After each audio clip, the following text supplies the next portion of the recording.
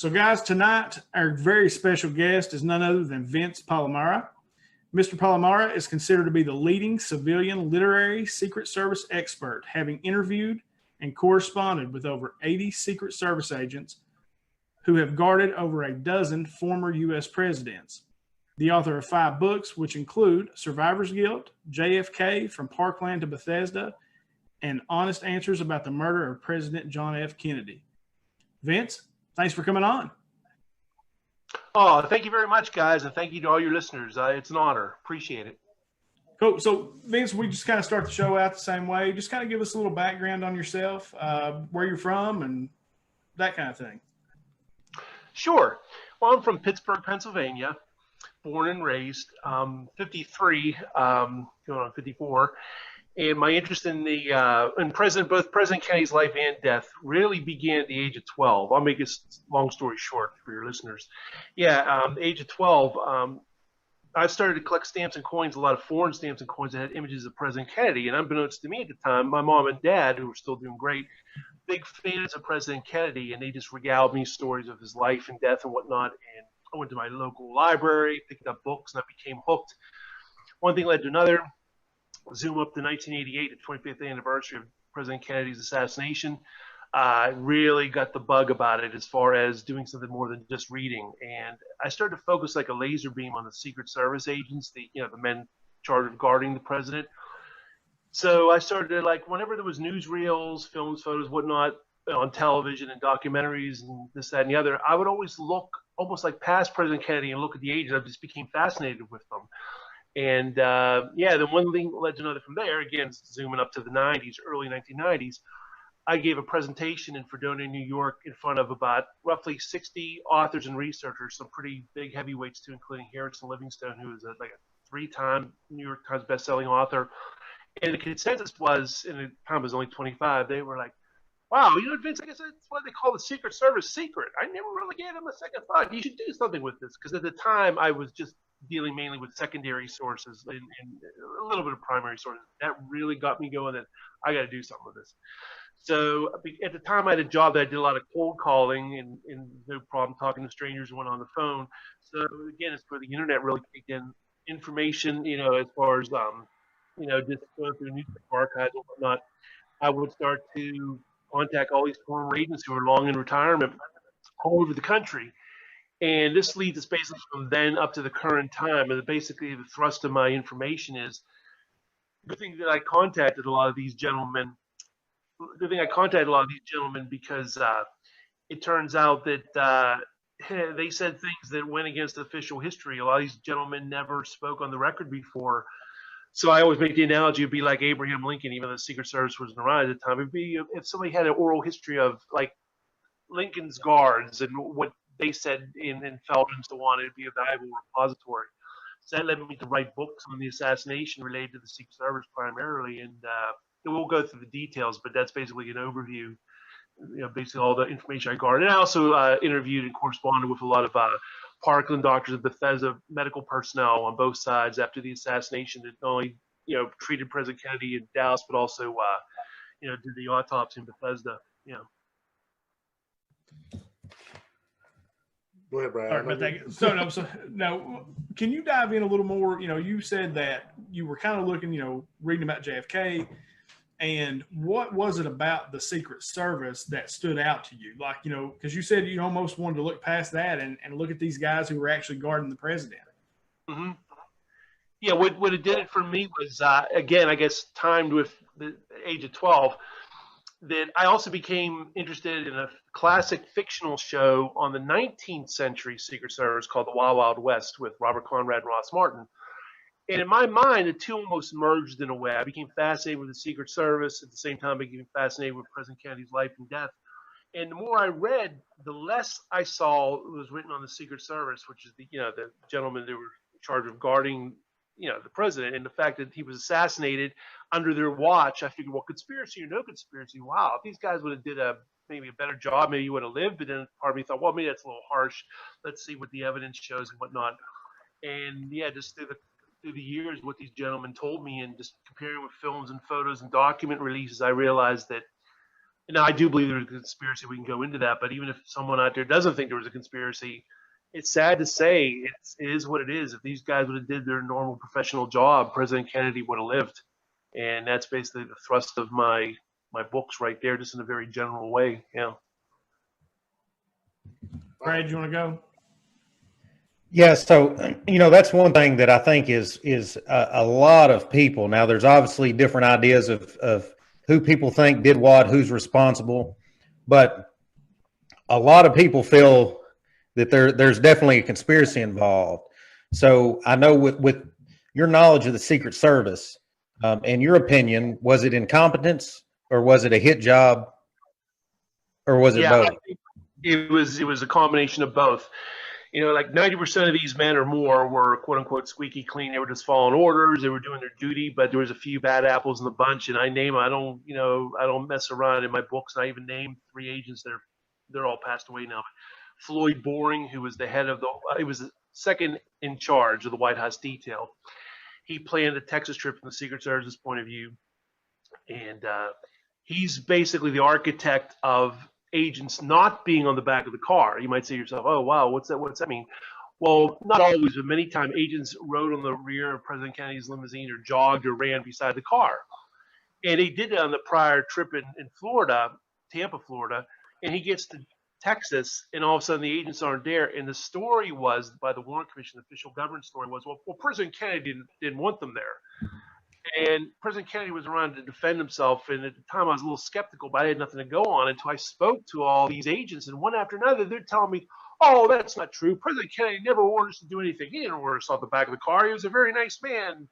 And it was almost like they were reading cue cards, but I was calling them all over the country, and they didn't know that I spoke to this gentleman. One hand didn't know what the other. So it was very honest, basically cold calling these guys at the time, early 1990s. In fact, what really did it for me was September 27, 1992, I spoke to the head of the White House detail, who was Gerald Bain, B-E-H-N.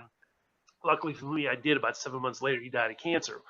A very lucid, very intelligent gentleman, and I just, at the time, I threw by him and said, it's a shame that I understand reading some books that President Kennedy didn't want you guys in the back of the car. And he interrupted me. He says, I don't remember President Kennedy ever saying anything about not having agents on the back of the car. You look at the newsreels, you'll see agents on there. I was floored. I was Stanford. I could not believe what I was hearing. I, just couldn't believe it. And then, like I said, one after another, when I spoke to a lot of his colleagues, they were all telling me the same thing. And for your listeners, they might say, okay, what does that all mean? What that means is, it's sad to say, but it is what it is. The Secret Service created this mythology that President Kennedy was difficult to protect. He sort of had it coming in a way because he didn't want these security measures. He didn't want the agents in the back of the car. He didn't want the protective bubble on his car. He didn't want motorcycles beside the car and so on. And through my research, interviewing these gentlemen, looking at primary documents and so on and so forth, and also prior trips, films, and photos, I realized that, my God, President Kennedy didn't order these men to do anything, and the buck stops with them.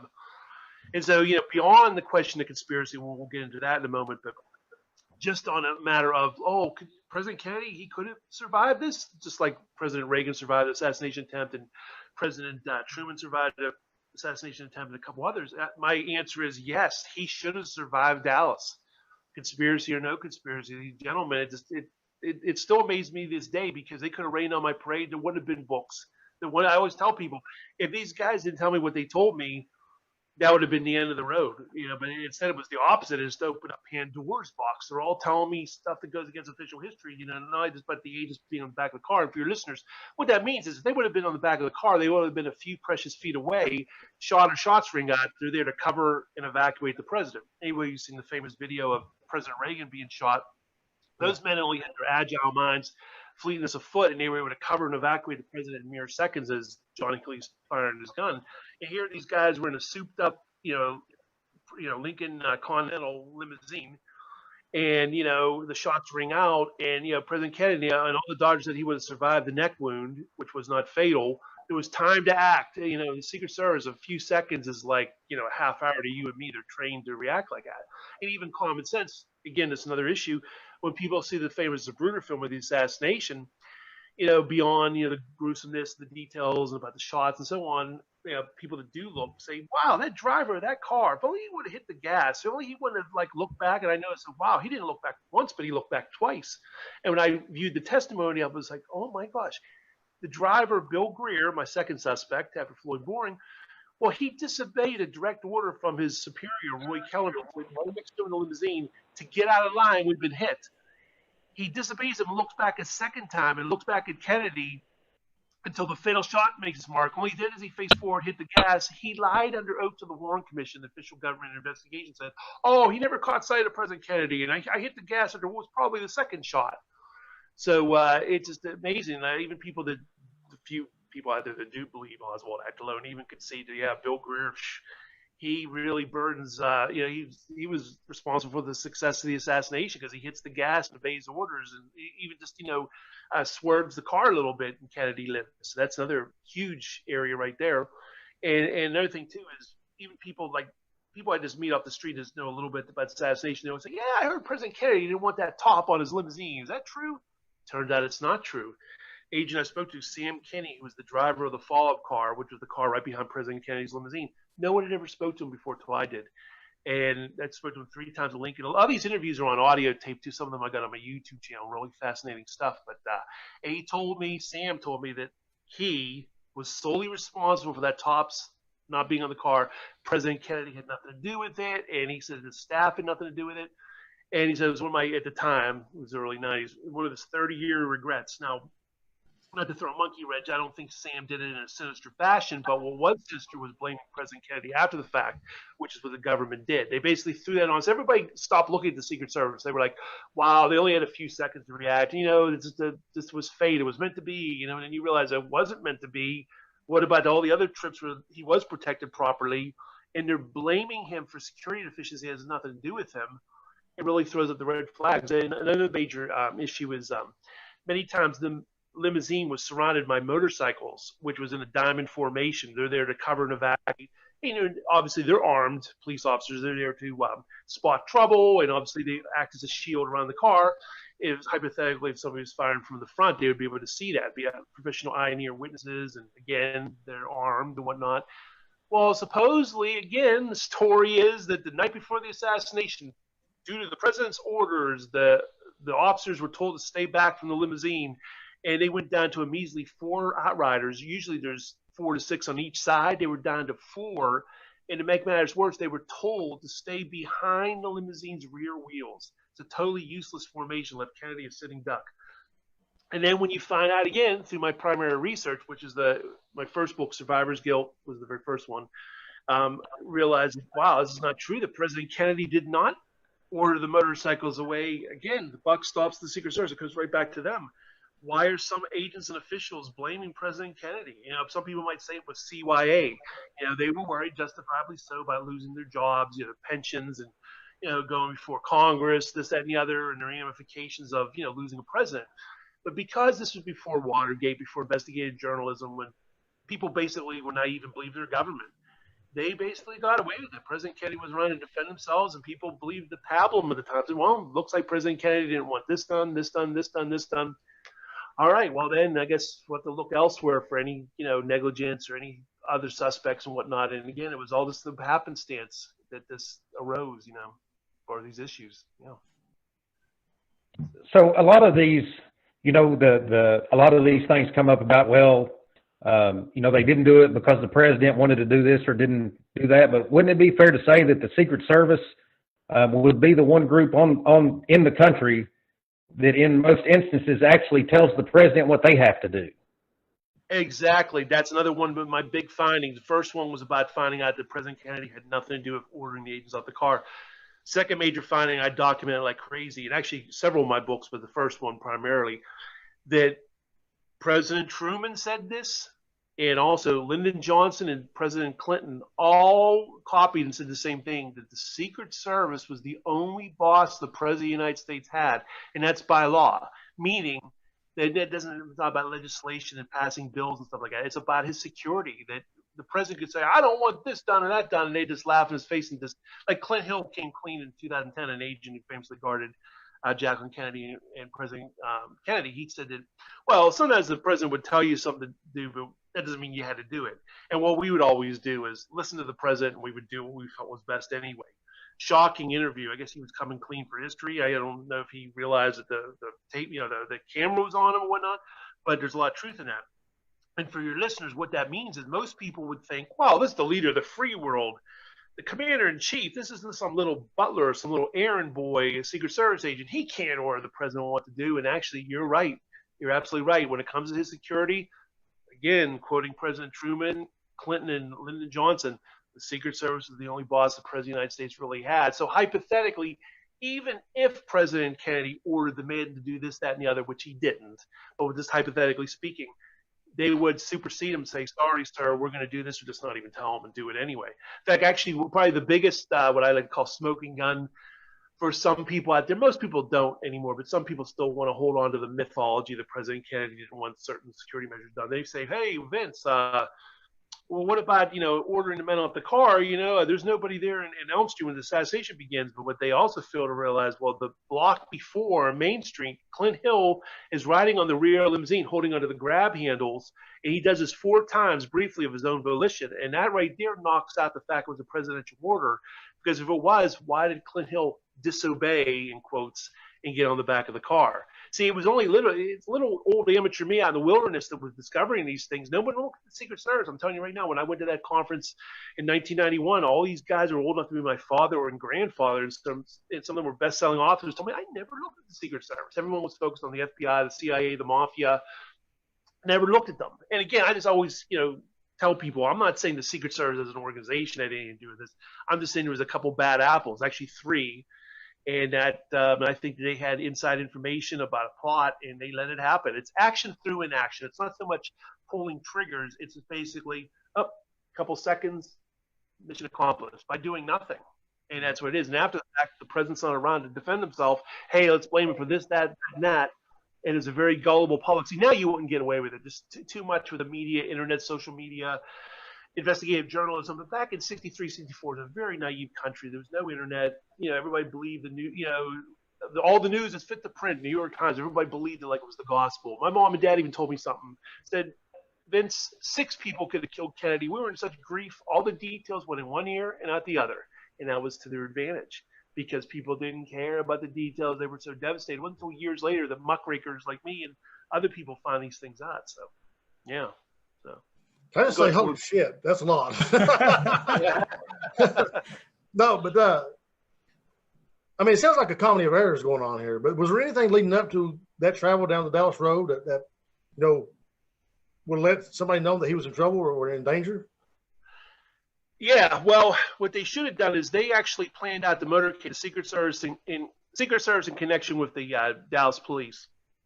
What they did is they obviously scoped out the potential motorcade routes. And what they should have done is gone straight down Main Street. In fact, when FDR traveled in Dallas, he traveled straight down Main Street. And Governor Connolly, governor of Texas, even testified to the Warren Commission that was the standard parade route going straight down Main Street. And for your listeners, you might say to yourself, well, okay, what's that mean, Vince? What that means, if they would have traveled straight down Main Street and not taken that Houston Elm Street turn by the book depository, they would have been going at a much faster rate of speed and further away from both the book depository and the infamous grassy knoll in front of them. Yeah. By going that silly, unnecessary jog, they slowed the limousine down, took these dangerous turns, and it was in a warehouse district because the book depository was a warehouse, okay, open windows and whatnot, and they left him a sitting duck. Even if somebody, I always throw these caveats out there because I like to cover all my bases, and honestly so. Even if someone out there that does believe stubbornly that Oswald acted alone, one man did it. Okay, have your one man did it. Kennedy should have lived. Because again, this opens up another can of worms. You're talking about the motorcade route and why they shouldn't have went that way. Well, another situation is like another discovery of mine, and it is what it is. I don't lay any great claim to it just because by default no one looked at this before. Found out that building rooftops were normally guarded during the FDR, Truman, Eisenhower, and Kennedy eras. Yes, basically from the 1930s through the early 1960s. Most people think, oh, that was because of the assassination, right? They started to tighten up security. It's only after the assassination they guarded rooftops. Found out, no, it isn't. I had to pay fee to go to newspaper archives, and I have them all on my Facebook, and sometimes they're even reprinted in some of my books. the actual newspaper articles, and actual documents themselves, and Secret Service testimony. And what it boils down to is when President Kennedy visited other towns in America in 1961, 62, 63, when FDR, Truman, Eisenhower visited other cities and countries and whatnot, agents or police or military guarded multi-story buildings. And obviously, they didn't guard every single rooftop. But what they did was they would go for multi-story buildings. And single ranch dwelling type buildings were guarded by the street level. Street level police and or military and or Secret Service agents could guard those. But anything of a high nature, there would be, like, for example, when he went to Tampa, the Dallas motorcade was only 11 miles total. Well, in Tampa, it was 28 miles long, and yet they guarded every major rooftop. Okay, and they had agents on the back of the limousine. They were going at a fast rate of speed. They had good intelligence about threats. A military officer rode between the driver and the agent in the passenger seat. And there's a reason why Kennedy lived on other trips. It wasn't just good old luck and rubbing a rabbit's foot. But again, if someone out there still wants to stubbornly cling on to Oswald acting alone, imagine if there would have been officers or military or whatnot on the rooftops in Dealey Plaza. Obviously, they would have spotted them. In fact, tragically, a couple spectators did see two men in the windows of the book depository where Oswald allegedly was. And these poor souls thought, well, those are guards. In fact, the one guy, Arnold Rollin, turned to his wife and said, hey, look, there's a Secret Service guard up there. And they saw two men in the windows. See, even the civilians knew about this procedure before. In fact, the one testified to such that he heard that FDR had this kind of protection. But this was very peaceful. It took years to get these articles out because it's not something you can just Google and, oh, there it is. It took years dredging newspaper archives, microfiche and whatnot, and finding, my God, there was articles that summer of 63 talking about the president is protected well when he leaves Washington, D.C. And it talks about one of the standard procedures is to guard all multi-story building rooftops. And there's a book that came out in 1962. This book's been out of print now for like 40-some years. And what it says in it is anytime the president leaves Washington, D.C., police or officers are on every multi-story building. And again, it was only little old me who paid a lot of money on Amazon to get an out-of-print book on a whim. This could have been a total expensive dud. And turned out I turned to a page and, oh my God, I don't believe this. I can't believe I'm reading. There's no fine print. Sometimes maybe it's like every time the president leaves Washington. And there was just more and more evidence of that. And again, Secret Service documents that only came out in the late 1990s. Show at Tampa, and I spoke to the head motorcycle officer, Russell Groover, said, oh, yeah, we had sheriffs with long arms and submachine guns on every multi-story building Kennedy passed that 28-mile motorcade. If anybody would open a window, any suspicious activity, we would have gone to an alternate route, and that man wouldn't have lived to see another day, meeting assassins in a window or whatnot. And again, this is stuff that only came out in the last X amount of years because of little old me, interviewing these guys and going through documents and whatnot, because, again, I always think about Robert Groves, probably one of the most famous authors on this case, JFK assassination case. And he turned to me and said, well, I guess that's why they call the Secret Service secret. Vince, I never really thought to look at them before. And yeah, there you go. There's more we can get into. We can get into the case for conspiracy as well. But just in an overview, that's probably for your listeners, that's what it is. Everybody's eye was taken off the ball because most people view the Secret Service as admirable. Well, and right, you say, well, these are the guys that are guarding the president. They're good guys. Why would they do anything? But again, it's only a few bad apples. A couple guys that didn't like President Kennedy for his foreign policy in Cuba and Vietnam, didn't like him on civil rights. Back then, it was a real issue about blacks and whites intermingling. It is what it is. And also, and they're on record on this, several agents are on record about being angry at President Kennedy for his personal life. As most people know, President Kennedy, with all faults, one of his faults was that he had mistresses and he fooled around. Well, back in the early 60s, divorce was like the scarlet letter, isn't like it is now. Divorce was a dirty word, and adultery was as well. And when some of these agents, and again, this is right from their own mouths, there's actually a 1997 a documentary was on ABC.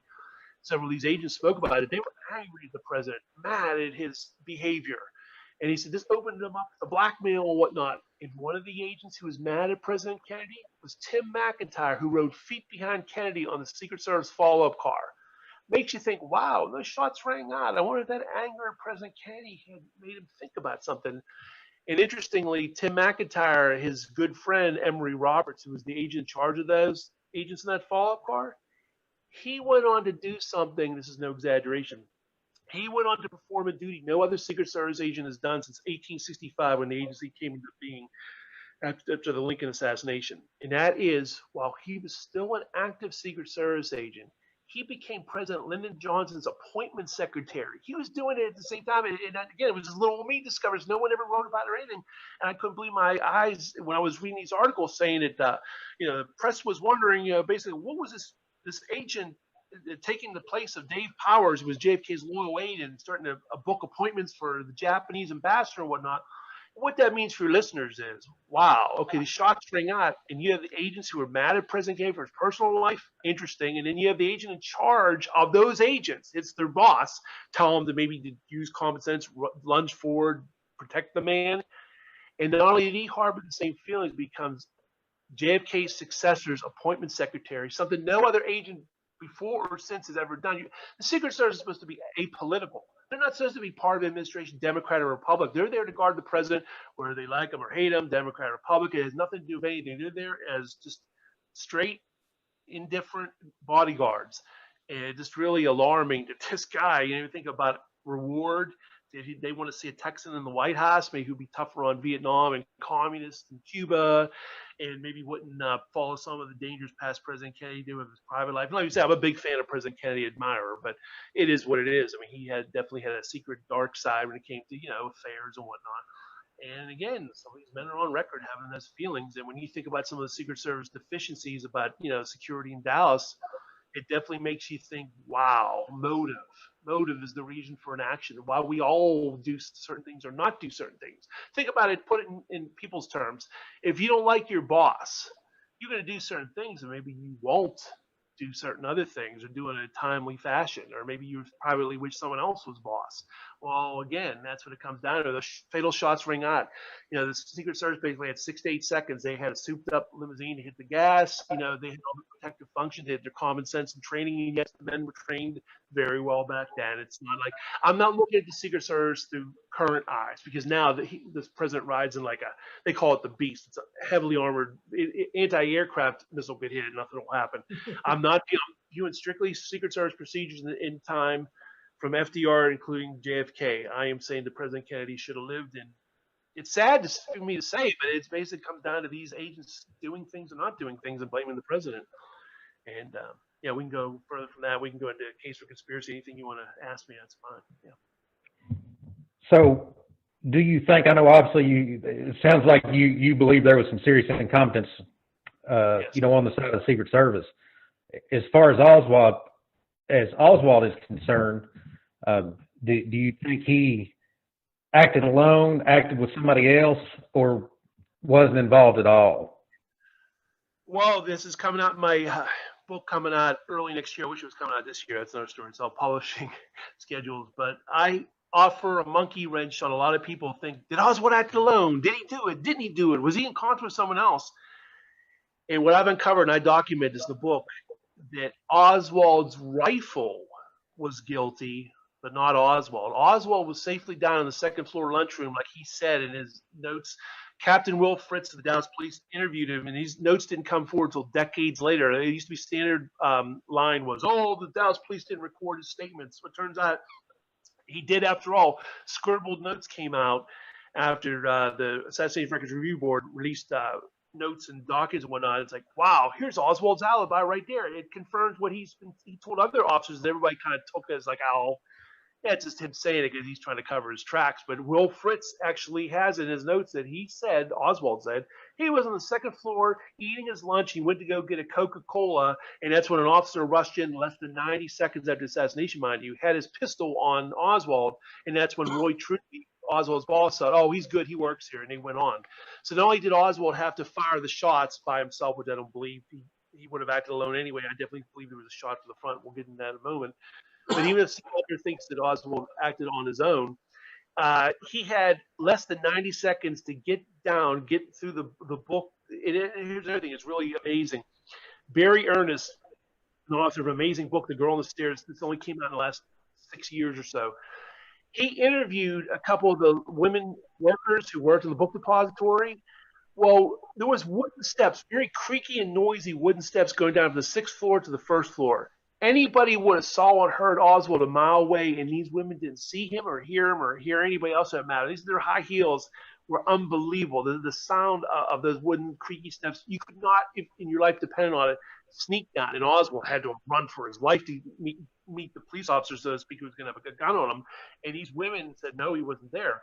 There's other evidence, but just in the interest of time, I will tell you that that's my belief, that Oswald's rifle was used to track him. So when people say, oh, the ballistics show that some of those fragments came from Oswald's gun to the exclusion of all other weapons. Well, yeah, no, of course they want to frame Oswald. Of course it's going to connect to Oswald. Who else?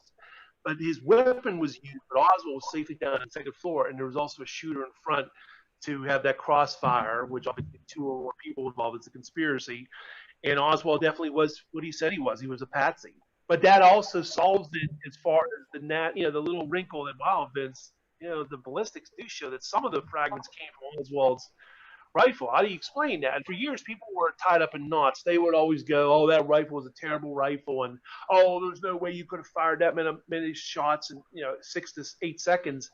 And my thing is, again, for years of research, and I document in the new book coming up, and that's why it's thrown researchers off for decades.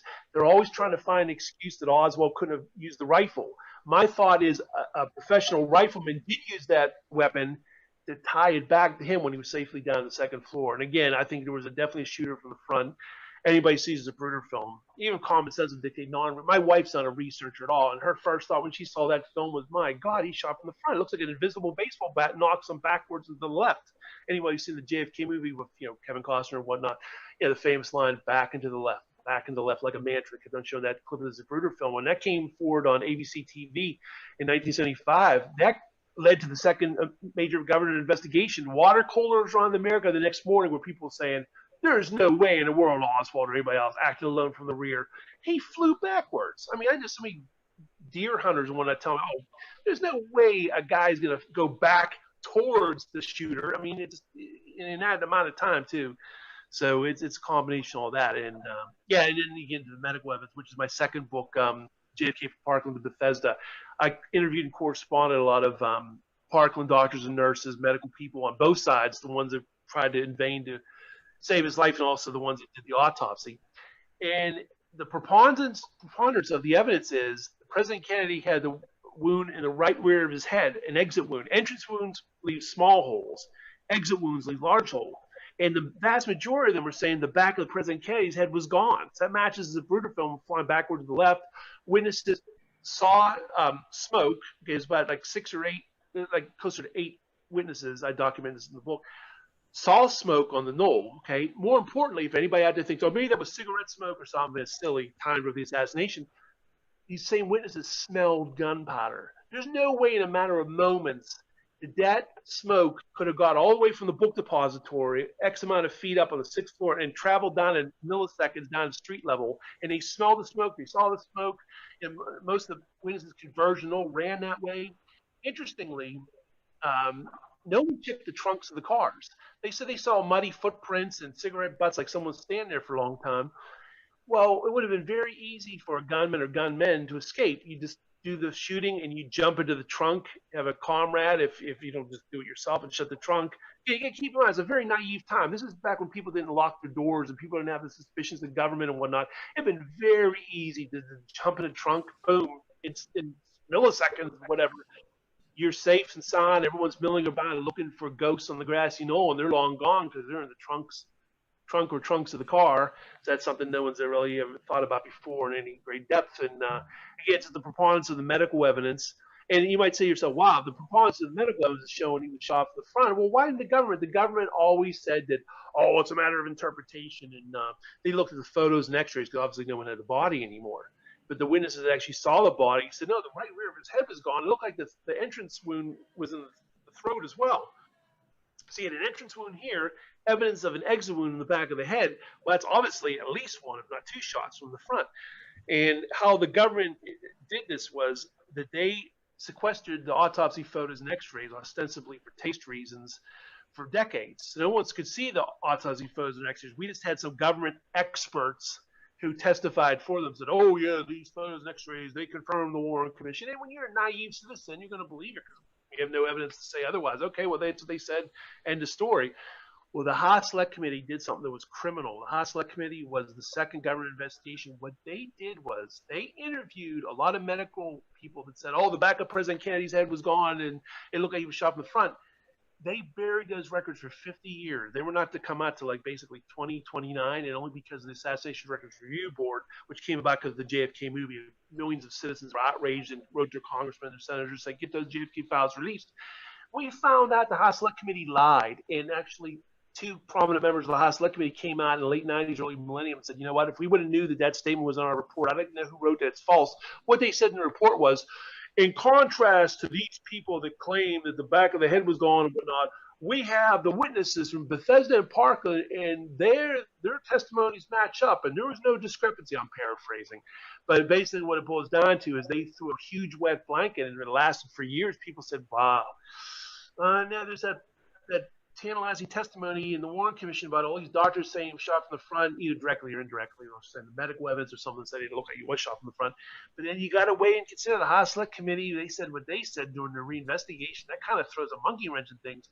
Well, when those interviews and drawings came out, we said, my God, they matched the Parkland doctors, the people on the Bethesda, and also the back of the head was gone. He had an entrance wound. He was shot from the front. But again, this is piecemeal. Years later, when researchers looking at the mainstream media largely ignored this. But what it means is you had prominent people on both ends of the line, trained medical people, that's saying directly or indirectly that President Kennedy was shot from the front. Again, it's a matter of, I always tell people, it's like what Kevin Costner's character says in the Oliver Stone movie. He says, oh, well, you know what? The point is lost, and it's buried, and evidently the whole significance gets lost in a mountain of details. It's there, but until you pull it all together, it looks like, oh, this is just one guy saying this. No, this one guy alleged this. This one guy alleges that. But when you put it all together, you say, wow, it's like a landslide. The majority of people say he shot from the front. You got the majority of people in Daily Planet saying he shot from the front. Why would those witnesses all say puffs of smoke on the grassy knoll? Why would they smell gunpowder? Why did the Secret Service do this, do that? And we didn't know for decades later, the mortal enemies of President Kennedy, and didn't want, a second term, didn't want, Vietnam, didn't want Vietnam, ended, so to speak. They wanted Cuba. They wanted, a successful invasion because they were mad about what happened to bad pigs and Cuban Missile Crisis. So it's left to amateurs. It's left to authors and people like me out there in the wilderness who, studied this. And no, we made inroads. The good news is, the average opinion polls out there have shown for years the American public's on our side. They believe there's a conspiracy. But, people have their own normal day-to-day lives, and this, that, and the other. It's X amount of years later. There's only so much you can ask the public to do. They'll buy the books, they'll read, they'll be interested. But, like Pete Hamill, who's a journalist who dated Jacqueline Kennedy, he said something very profound. He said if there was a conspiracy, they got away with it. Jack Kennedy's dead, Ruby's dead, Oswald's dead. It's because so much time has passed now. So many people are dead. It's really left to make a good record of history. But as far as any justice being done, it's too late for justice. It's never too late for the truth, but it's never too late for justice. And I guess that's why people carry on and do what they do. So I don't want you to give away too much of your book, but I got a question about, you say you don't think Oswald, you think he was a patsy, you think he was a scapegoat for somebody. Definitely. So why was he picked as the scapegoat or the patsy? It was definitely his background. He was tailor-made for being a patsy. He was a guy that ostensibly defected to the Soviet Union. As anybody knows, studying their history of the late 50s, early 60s, the post-McCarthy era, being called a communist, better dead than red, led to suicides. Your career was ruined and whatnot. Being called a red back then would be fighting words or worse. So you had, at the time, he was serving in the Marines, of the fourth branch of the Marines. Those are some tough mothers. And he's at the same time studying the Russian language. His fellow Marines were calling him Oswaldskovich and everything instead of beating the hell out of him. My brother served in the Navy, said if that would have been somebody in my bunker, they would have beat the hell out of him. And yet he's studying Russian language during the height of the Cold War, when every moment we're worried about Russia bombing us and vice versa. And this guy's in the Marines, and he's spouting communist dogma and learning, the Russian language. But to get to the heart of the matter, you might say, well, so far of it, that sounds like he's a communist, like a lunatic. But the thing is, there's two sides to Oswald everywhere you turn. it turns out that there was a fake defector program going on. No one disputes this. This is a fact. The CIA was running. What they were doing was trying to fool the KGB, the Russians, and have these men look like they were expatriates, like, oh, they were tired with the capitalist system in America. They wanted to try communism on. So they had one of them was Robert Webster, famous one, who defected in quotes right around the time of Oswald. And what the story was is some of these men went over there, and their thing was to try to make it look like, oh, okay, this guy, he defected, he's a nut, but what he's really trying to do is gain intelligence for the U.S. government, and that's what they were doing. Oswald comes back to America in 1962, and what he does is he starts espousing pro-Castro feelings, but he's hanging around with anti-communists. He starts fights in New Orleans with anti-Castro Cubans after trying to join pro-Castro elements. He's playing both sides of the fence, and the people he's playing both sides of the fence with have deep CIA connections, deep military intelligence backgrounds. One was a former FBI agent. It wasn't just like the local lunatic society. These people they just happened to have government connections and happened to be enemies of Kennedy and happened to be training anti-Castro Cubans for a second invasion of Cuba and Castro at the same time. So it's very disturbing. And Oswald, the standard line from the Warren Commission was Oswald was a lone nut. He was a loner. He was a loser. At a time when a lot of people were still living in their parents' basement, he was only 24. He was a former Marine, okay? He was married. He had affairs with women in Russia, too. He had 2 beautiful daughters, okay? He knew the Russian language. He was a radar operator at Tsugi Air Station in Tokyo, which you have to have a top secret clearance for, going into the U-2 spy flights over Russia and Cuba and whatnot. He was privy to all that. So, and in the people he was hanging around, he was no loner, far from a loner. He was around a lot of people. So the Warren Commission was dead wrong. They choose not to look at any of these people. And keep in mind, to be fair to the Warren Commission, if I can, some of this information didn't come out till years later. But the information they did have should have been enough to say something was amiss, but the Warren Commission was under a deadline. Like, okay, the 1964 election's coming up. Let's get this behind us. Kennedy's dead. Let's just blame it on Oswald. It's time to move on. And everyone was distracted by the Vietnam War, Beatlemania, and life went on, and this, that, and the other. We can't bring Kennedy back, and that's what it was. But to answer your question directly, yeah, Oswald was definitely the patsy he said he was. And here's the other thing, too, common sense. Every political assassin in world history, not just U.S. history, has not only not denied doing it, they've proudly boasted, I did this for the working man, like the 2 Puerto Rican nationalists who tried to kill Truman. That is a conspiracy. 2 people. They didn't deny it. The one was killed, but in notes in advance and talking to associates. Oh, no, there was a plot to kill Truman. And the other guy said, oh, yeah, we did this for the working people. We didn't like President Truman's views on Puerto Rico. And, John Wilkes Booth was a lone shooter, but there was a conspiracy behind him. But he never denies. I mean, it's their world history. Their whole reason of not denying it is because they want to ascribe a meaning to their deed. Right. I did this for this, that, and the other. And Oswald is adamantly denying it literally to his dying breath. In fact, when he was shot by Ruby, he was dying on the emergency table. There was actually a couple episodes where the police were saying, son, Jim Lavelle said, son, it doesn't look good for you. Do you have any last words? And he shook his head no. Right before he died, he had a chance to come clean and said, yeah, I did it, or this, and he just shook his head no, that he didn't do it. So why would he do it? No, he had nothing to lose at that point. He was going to be dying. Just admit it. He did it. And he's denying it. And that's the thing. And then you go to Jack Ruby, the guy who shot Oswald, okay? He's got deep mafia connections. Now, to be fair to the second government investigation, they did reveal that. They said this was not a fluke. He had police help, Ruby did, in getting to the Dallas police station. And the story was, well, they didn't want Oswald was supposedly a cop killer, too, and they wanted to make sure that he had some vengeance, Dallas vengeance. But obviously, most people would say, wow, so Oswald didn't get just to go to trial and be safely in the county jail, and then he could reveal everything he knew, huh? But yet, and yet when he, every time he's before millions of people and the television cameras and all the reports, do you have anything to say in your defense? Do you have anything to say? He would say, I emphatically deny these charges. I don't know what dispatches you people are given. I've committed no acts of violence. I'm just a patsy. They're all taking me in because of the fact I live in the Soviet Union. One reporter asked him, so you worked in the building? Well, of course, sir. I worked in that building. Yes, I did. And the thing is, he worked in the building with like 75, 80 other employees. He was not the only one missing, too. That's a big myth. But, he was the only one missing. There was no building roll call. There was different departments in that book depository. There's people that know each other than maybe to see. And when the assassination happened, a lot of people said, well, that's obviously, we're not going back to work. It's like 9/11. Some people just think, well, I guess we're not going back to work. Huh? The country's under attack. Well, a lot of people thought our president's been murdered in our city. I don't think anybody's going to want to go back to work. So a lot of people did that. But afterwards, it was thrown on Oswald. Oh, Oswald escaped. He had a terrible way of escaping. He let a reporter, who he thought was a Secret Service agent, enter the building calmly. He calmly walked up the stairs. He takes a bus. When the bus gets stopped in the traffic, he walks out, offers a cab to a lady, an old lady. The old lady says, no, it's okay. And he gets in the cab instead. Wait, but he just on his own foot. By running, he would have had a better escape plan than just doing all that. It was a comedy of errors. He came back to Dealey Plaza at one point.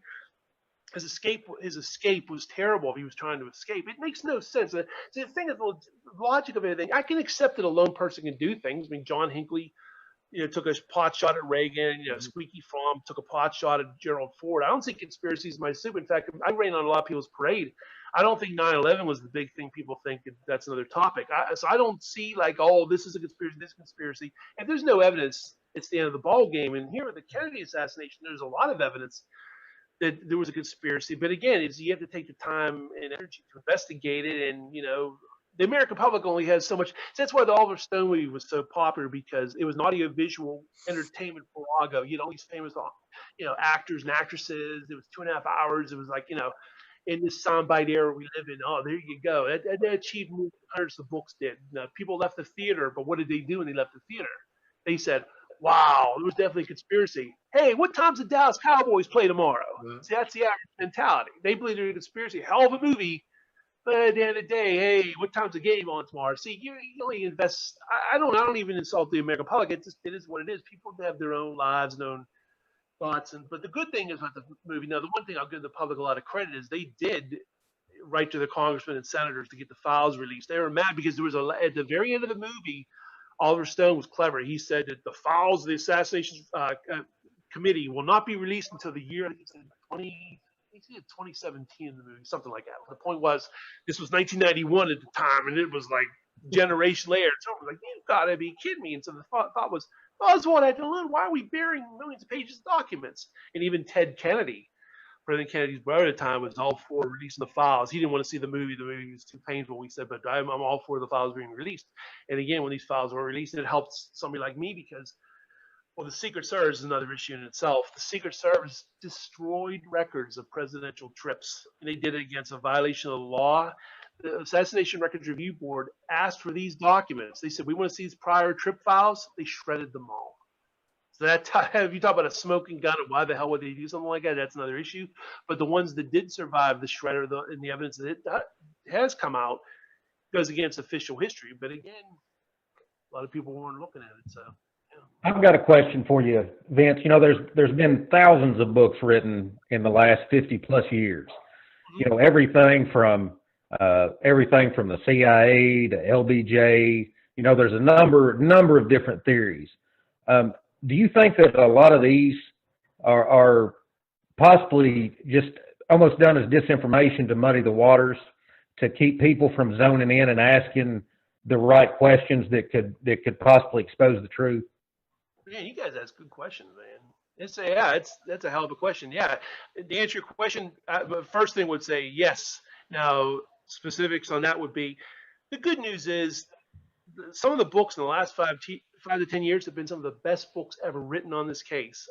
Inside the Assassination Records Review Board by Doug Horn, a 5-volume series, tremendous. JFK and the Unspeakable by Jim Douglas. The JFK Assassination by Jim DiEugenio is fantastic. The Girl on the Stairs by Barry Hearn. Some of the best books have been released in the last 5 to 10 years. That's the good news. But to follow on your question, you're absolutely right.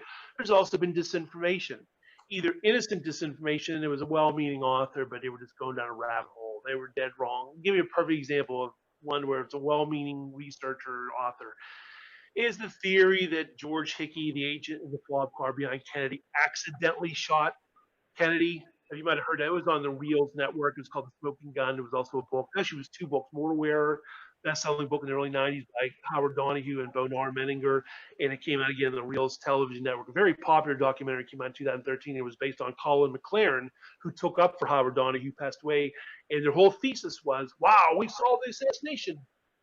Oswald fired from the rear, but he missed the fatal shot. The fatal shot was an accident. It was an accident by a Secret Service agent in the rear of the limousine that just did this because he was trying to fire on Oswald and the gun slipped. Well, there's a film by a bystander, Bronson film, no relation to Charles Bronson, the actor, but his name's Charles Bronson. Yeah, really.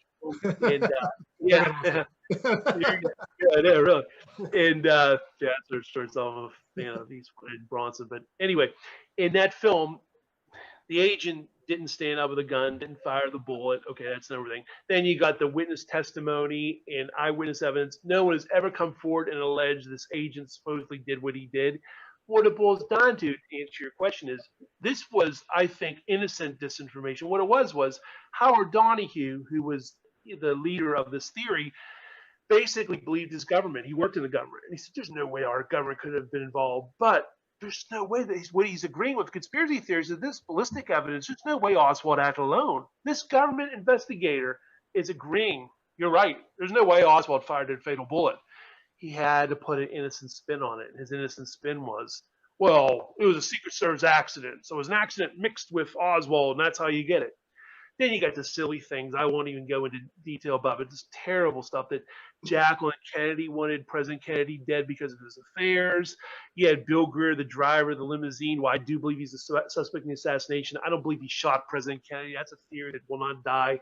I've had so many well-meaning people say, Vince, I think the driver of Kennedy's car turned around and shot him. No truth to it whatsoever. Films and photos show he had two hands of steering wheel. He had no weapon in his hand. No credible witnesses have testified to it. There's a lot of other evidence. But the point being is you got two sides of disinformation. You got the well-meaning kind where the guy is not trying to hurt people. He just thinks that this theory is correct. It's not. That confuses the public. Then you got these silly theories that have to be disinformation. It's people that didn't like President Kennedy are trying to lay something out, like what President Kennedy's affairs is the reason why he was killed. And Jacqueline Kennedy had something to do with it, which is so obscene. His wife, the mother of his two children, had something to do with it. I mean, it's so terrible. What it does, it confuses the public. See, when the Oliver Stone movie came out, I tell you, that was a real unbelievable period in a good way, because you had, knowing the theater goers going to this movie was very popular. You had a ton of books coming out, but the bad news is you had books of competing theories. I think that's what actually burned the public out. Oh, this book says the FBI did. This book says the CIA did. This book says it was some gunman on the grassy knoll who had no connection to anybody. And so after a while, people just threw their heads up and said, I believe there's a conspiracy, but I'm confused. And see, the thing what it was is that was before the internet really kicked in. There was computer messaging boards based on the days of typewriter, snail mail, and just people sharing things word of mouth. Well, it wasn't until after in the late 90s, early millennium, when things really got cooking, when all those millions of documents were released, and people did primary research, actually spoke to witnesses, did responsible historical work, that we got like the books I mentioned earlier are tremendous because they're documented like a factual historical book. It's not like, oh, this is some crackpot theory. There's no crackpot theory. That days of theorizing is over. It's all based on eyewitness testimony, interviews, documents, films, things that people can actually hold up and weigh and consider. And so the case for conspiracy is alive and well. It's a shame. If this evidence would have been known to the public years ago, yeah, I think something would have been done. Back when Jacqueline Kennedy was still alive, back when John Jr. was still alive, back when Governor Connolly was still alive, Ted Kennedy. But so many people passed on. It's now went from current events to history. And the one thing I will say is a little asterisk to all this, why it's not ancient history, and this is why this is still amazing, is that my area is the Secret Service. They interviewed a lot of former agents now. A lot of them have passed on, but there's still a fair amount of them still alive. Two of them are best-selling authors, Clint Hill and Gerald Blaine, who travel the world, and their thing is blaming the assassination on the president, meaning they believe Oswald acted alone. If it wasn't for Kennedy ordering us away from the car and doing this, that, and the other, we would have been able to protect him. It's foul. It's untrue. But that's why, in my mind, it's still a current event, because these guys are still alive and ticking, and they're traveling the world, and they're spreading this pablum. Now, the good thing is, I guess I'm making inroads for a small publisher type of author type of deal, because, I'm not in the major leagues. It's like double A ball, making an analogy for people out there. And my message is getting through because people are saying, you read these articles saying, well, according to Vince Palamara, this Clint Hill's wrong about this and that and that. So I'm making some inroads, but to me, that's why it's still a current event to me, because I got two sad old men out there who are making blood money. They're making millions. Like, I work for a living. These guys are, it's no hyperbole. Let's just say they're making a ton of coin. I'll just say that they're the biggest publisher in the world. They're traveling the world. Their books sold hundreds of thousands of copies. Do the math. I mean, it's a lot of money they made. And the thing is, I could live with it if it was factual, but when they're talking about the assassination of President Kennedy, it's anything but. It's foul. In fact, Gerald Blaine, the one author, former agent, he's on record with me years before his book came out, agreeing with all his colleagues that President Kennedy never ordered us to do anything, never had a harsh word, never ordered us off the back of a car. Well, when he realized, in fact, in the interest of time, we can get into this briefly if you want, but I just take credit for it because it is what it is. I don't think it's like a big ego trip that I'm responsible for these two guys coming out of the woodwork, coming out of the wilderness, out of retirement, writing their books. They saw what I had to write on the internet, and they were mad as hell. They were mad as hell because I was showing the truth of all their colleagues. And I wrote a 22-page letter to Clint Hill in 2005 when he was long retired, had no interest in dealing with authors and anything. And he was livid at my letter because my letter basically said in a respectful way, and I showed all the agents I spoke to and interviewed and corresponded. I said, Mr. Hill, sir, it's a shame that President Kennedy died. It's a shame. You shouldn't have any blame for this yourself personally, because if your superiors didn't throw this mythology that President Kennedy ordered you guys off the car, your supervisors wouldn't have hamstrung you and handicapped you from doing your duty that day. Well, they were livid. And out of nowhere, I read the trade papers, and Gerald Blaine and Clint Hill come out with books, and they got the #1 publisher in the world, and these weren't even like tried and true authors. It was first time out of the gate, and they got major publishers. They were on all the major networks, Fox, CNN, the list goes on. And I had a lot of petty harassment from friends and associates of them and that. And they had a Hollywood movie in the works, and I was able to scuttle that, which they weren't too thrilled with. But they actually had a Hollywood movie in the works, and they were going to have actors who were going to do this whole big shenanigans about, oh, President Kennedy didn't want us on the car, and didn't want the bubble top, and all the drama. And what would the American public do? They'd see this movie and go, wow, I guess President Kennedy had it coming to him. He didn't want that security, you know. Maybe that's a shame, but he had it coming to him in a way because he didn't want this, that, and the other done. See the damage this can do? You know, that's why it's still a current event in my eyes, at least in the Secret Service. You got two guys traveling the world. Like I always tell people, that's one of my standard conference lecture lines, that for me, it's not ancient history, because as long as those two guys are going around traveling the world, making money on their books and doing what they're doing, I have to be out there to counter it, because, you know, I can't have a clean conscience because I knew what all their. And see, the thing is, these two guys were privates.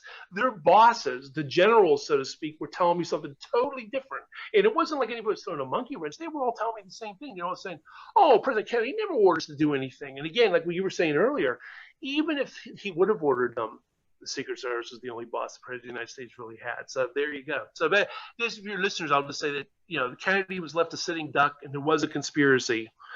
And conspiracy or no conspiracy, these agents would have done their normal professional job. Kennedy lives. And that's basically, you know, the thrust of my research. Yeah. Vince, I got a couple questions. One, like, how long were you doing the research before you were like, oh man, I'm onto something? Like, how long did that take? In its embryonic stages, it was about a year or two, because keep in mind, I was in my early 20s, and I believed it first. You do. It's just naive. You know, there's something about the power of print. And you're reading something, the Warren Commission report, the official government reports, and they're claiming that, you know, President Kennedy didn't want the agents on the back of the car, didn't want the bubble top, didn't want the motorcycles to the car. You believe them. I mean, it's the power of print really does have a lot to do with it. So to answer your question, the first couple of years, I begrudgingly believed all that, and I just thought, well, the Secret Service still should have protected them better anyway. And the common sense, even most people, like Howard Willens, who served on the Warren Commission staff, even wrote to me in 2013, I agree the Secret Service should have did more to protect the president. Vince Bugliosi, who believed Oswald Attalone, wrote me a letter, said the same thing. I agree with you. The Secret Service should have did more to protect the president. What my turning point was, to answer your question directly, September 27th, 1992 was a date which will live in infamy with me. This is when everything changed. Came back from a trip to Cancun, Mexico with my parents, and I said, you know what, I'm going to contact more of these Secret Service agents. I got to get it on record. I got to clean my conscience, because I even told my parents on the flight home, this could be the end of everything, because if they tell me otherwise, then it's a wrap. I mean, you can go of negligence only so far. You're not going to write a book about negligence. I mean, that's all Monday morning quarterbacking. You don't know. You're not the primary. So that day, I spoke to several agents, and the one in particular was Gerald Bain, I mentioned earlier in the presentation here. Gerald Bain was the #1 agent of the White House detail, not a buck private. He was in charge of all the agents under him. He was there from FDR, Truman, Eisenhower, and Kennedy. He had Kennedy's ear, this guy. If you see newsreels of Kennedy, chances are you're going to see Gerald Bain standing behind him.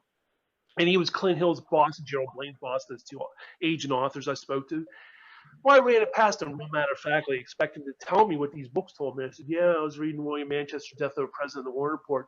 And yeah, I know that President Kennedy ordered you gentlemen off the back of the car, and I was about to say something else, and that's when he interrupted me. He said, I don't remember Kennedy ever saying anything about not having agents on the back of the car. If you look at the newsreels, you'll see agents on there. And I was just flabbergasted. In fact, thank God he let me tape him. 7 months later, he died. If anybody wants to go to my YouTube channel, you'll hear these agents speaking literally from the grave now. They're all passed away. But thank the Lord that I was able to tape record them too, because people would say, Vince, how do we know he really said that? So that's why thank God I did that, because skeptics, even though this is powerful information, you got the other side of the coin. How do we know you're not just making this up, Vince? You always got to think like a lawyer. That's why I always think about these things. And thank God you could actually hear me like stutter on the tape, because I was like, that's my point. I remember I turned and read, and I can't believe you just said that to me. And I said, yeah, you were on the trip to Germany, weren't you? President Kennedy, famous as one of the biggest newsreel clips you'll see of President Kennedy at the Berlin Wall and whatnot. And agents were on the back of the car, very long motor. I thought, well, maybe it's an incident. They didn't do that all the time or whatnot. So after I got off the phone with him and collected my thoughts, I was in shock. I said to myself, you got to think about it a little. As I always do that. You got to think about somebody saying, Vince, how do we know this old man wasn't senile? You always got to think about the other side of what you're going to say. I said, well, before I get too excited and write articles and whatnot, I have to calmly keep this to myself. It was tough to do. And contact associates. And again, this is before the internet kicked in. There's computer bulletin boards, but for the most part, the internet, people didn't even know what the heck it was. It was 1992, okay? No one knew what it was. And through directory assistance and newspaper archives, I found an agent in Florida, an agent in Virginia, an agent in California, and no one had a chance to compare notes and look on the internet. It didn't exist. And I just basically said, I'm Vince Palamara, blah, blah, blah. I have some questions for it. Okay, yeah, sure. And they were flattered, too, because I was only in my early 20s, and these guys were all my grandfather. I think they thought some young whippersnappers isn't going anywhere. And to be fair, my book didn't come out until 2013. I never thought it'd be published. So at the time, I really was just an amateur with no axe to grind, really. And one after another, they were all telling me the same thing. Not one person rained on my parade. Not one agent said, yeah, President Kennedy didn't want us off the back of the car.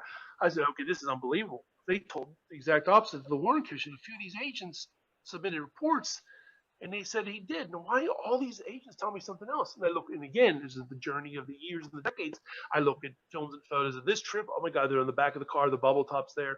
Oh my God, I found out the building rooftops were normally guarded. How come they didn't do this in Dealey Plaza?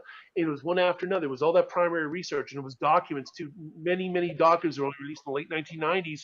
Going through them, I said, oh my God, this is unbelievable. They had the military working in conjunction with the Secret Service, lining the parade route. They had helicopters going with the motorcade itself. In fact, the day before in San Antonio, November 21st, 1963, they had a police helicopter who was traveling the motorcade and actually taking film, too. In fact, everybody's seen the National Geographic show, JFK, The Final Hours. You'll see some film clips from the police helicopter of the limousine. And so the $64 million question is, why didn't he do this all in Dallas? It just said, what a coincidence how he's killed the next day by a lone nut and his security stripped from him, and then add insult to injury. They're blaming him for the assassination after the fact. It worked like a charm. This conspiracy was tremendous because they had the naive gullibility of the public on their side. People just had their newspapers. That was their guide, their Bible. My mom and dad said, well, nobody did research. People just looked at their newspaper, picked up the Pittsburgh Press, the Washington Post, New York Times. They read, oh, this is what this government official said, and that was good enough for them. They were all in grief, and then the rest, life goes on, and it's that it took like junior detectives like me to come out there and many people before me, too, obviously many prominent people before me, and uncover these things, and takes patience too. But the good thing is, I could tell for your listeners, we went from an age of theorizing and shooting, in the breeze. Some of these things weren't proved. It used to be the day of theorizing is over. And that day of theorizing ended, I guess, at the turn of the century, into the 21st century, when people realized, human testimony and actual documents, things you can hold on to scientifically, that's the way to go to.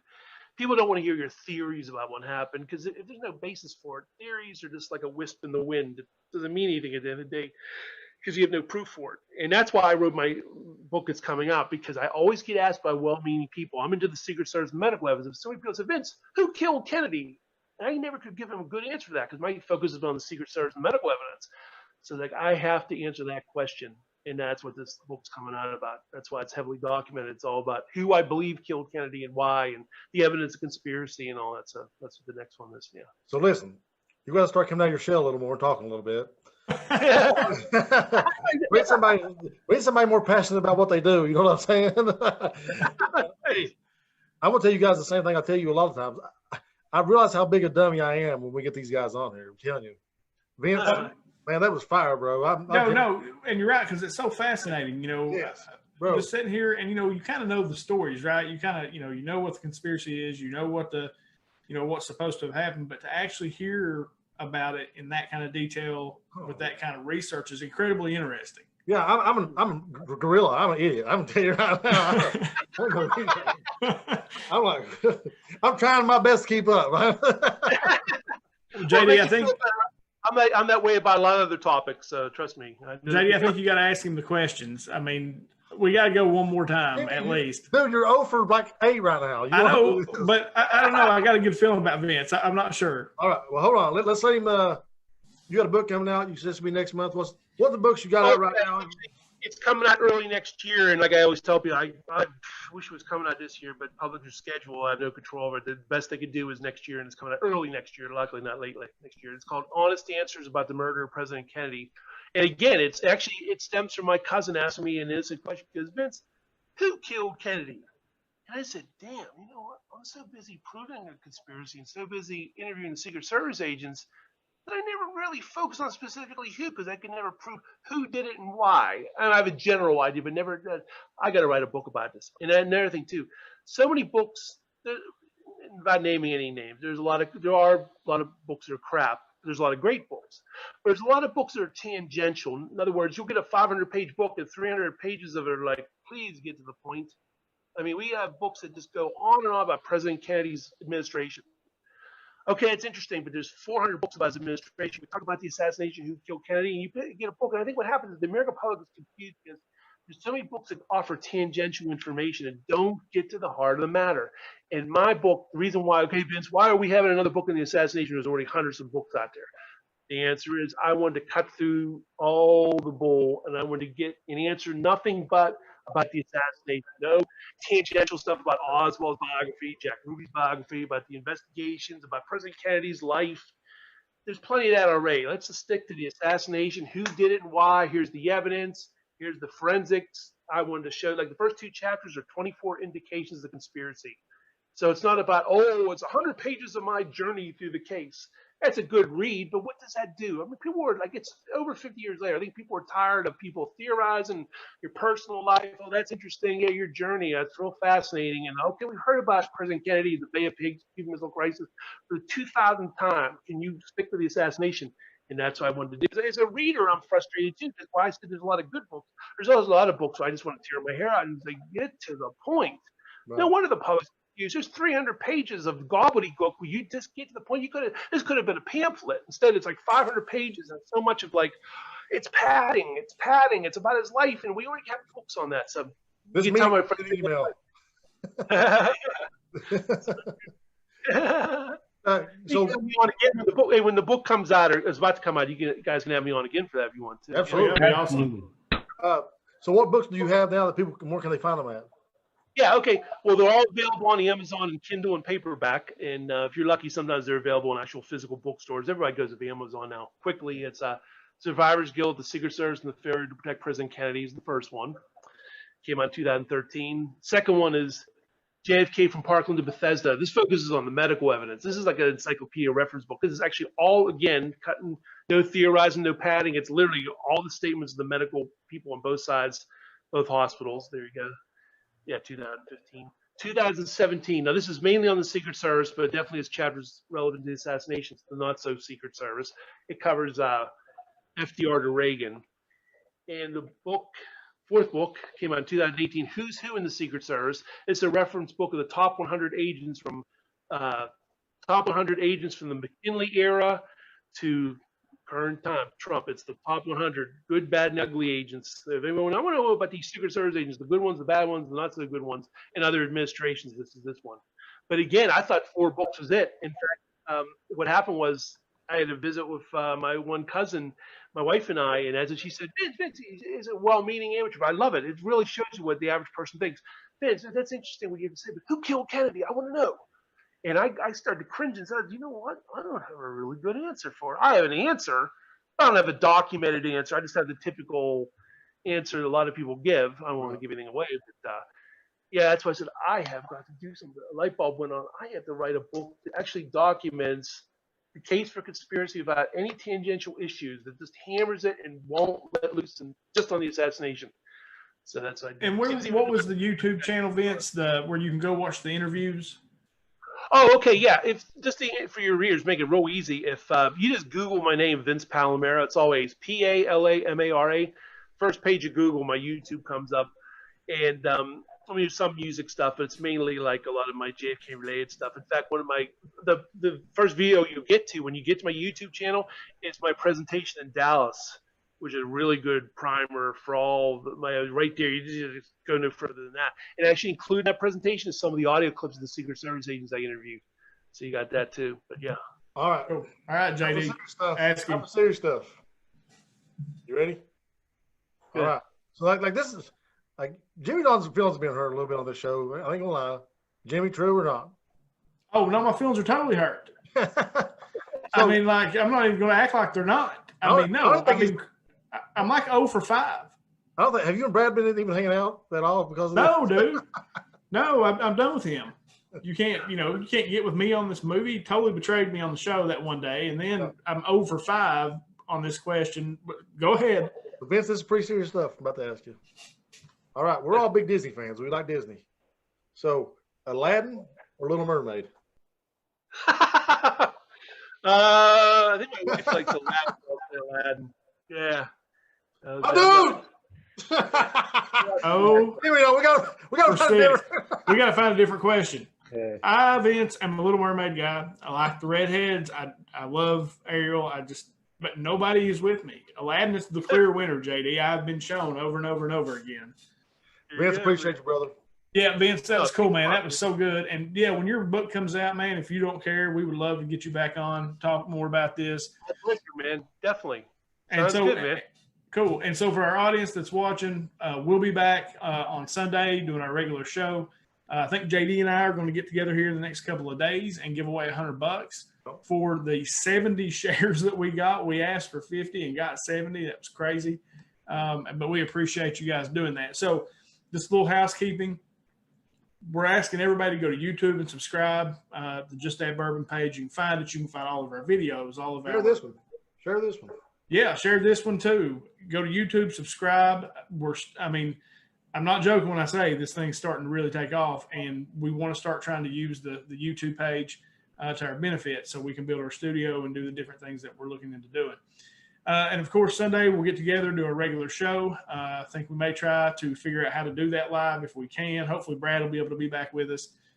He's still slaving right now, trying to get his store completely going. Like it's already open, right, Brad? Just trying to get through the first few weeks. Slam, though. I know that.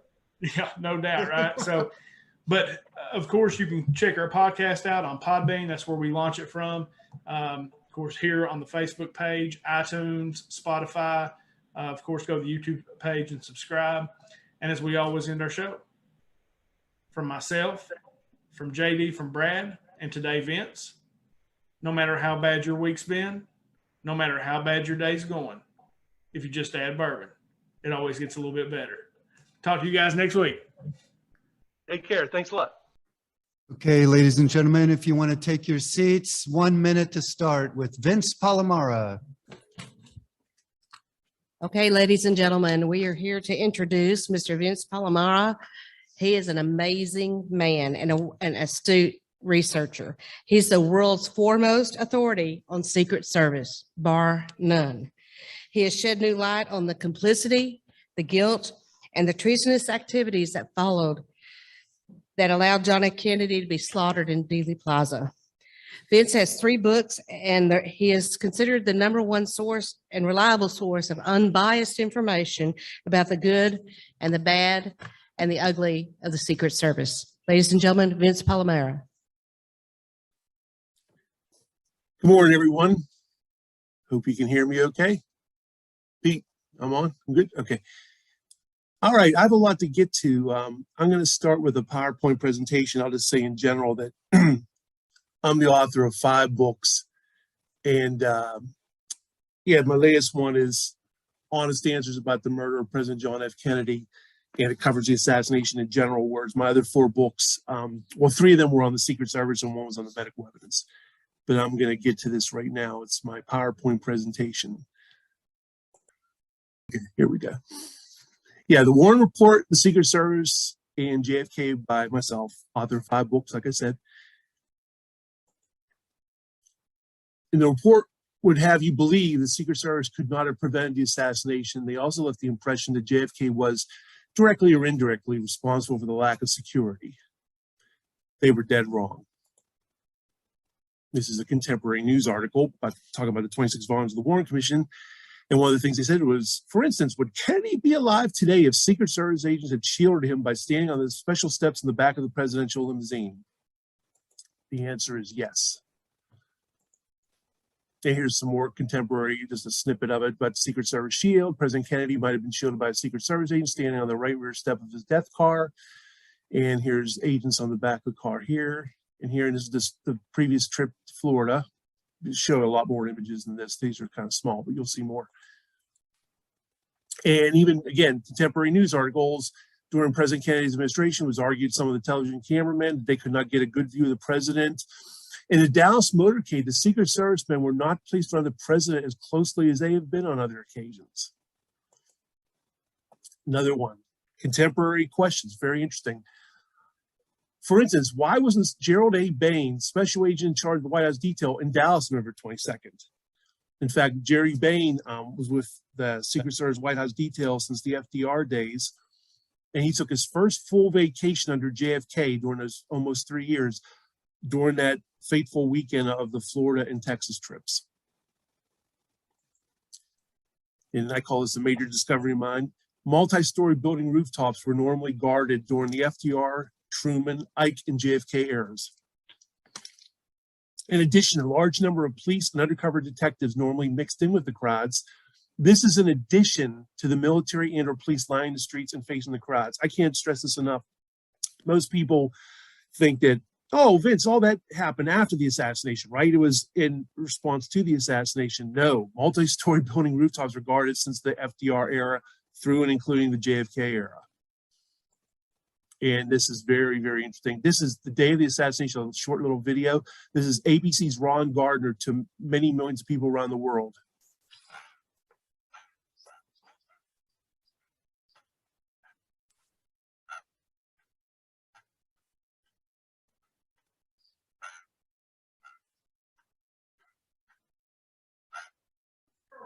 Vince, we do not have sound. Turn this down on the video. Stop share. You can't, you're not hearing it. You have to stop share. You have to reshare with computer sound. Okay. So stop share and then we'll share again with computer sound. Share screen, share with computer sound. Where's that at? Oh, share sound, share sound. Okay.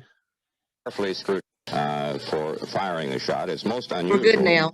That such a thing could happen because of the unusually tight security measures that are ordinarily taken by the Secret Service who guard the president.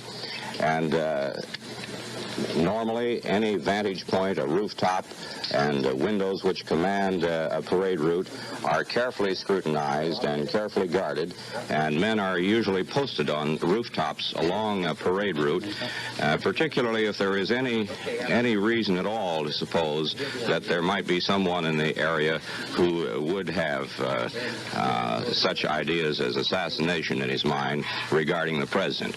These precautions, of course, are taken by the Secret Service for all presidents, as they have been for many years.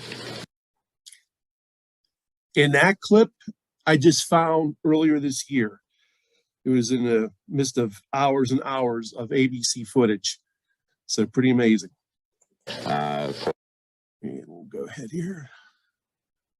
Let's see here.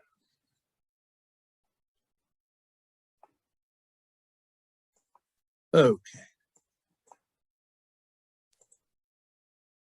Let me skip through here. Find my place again. Let's see here.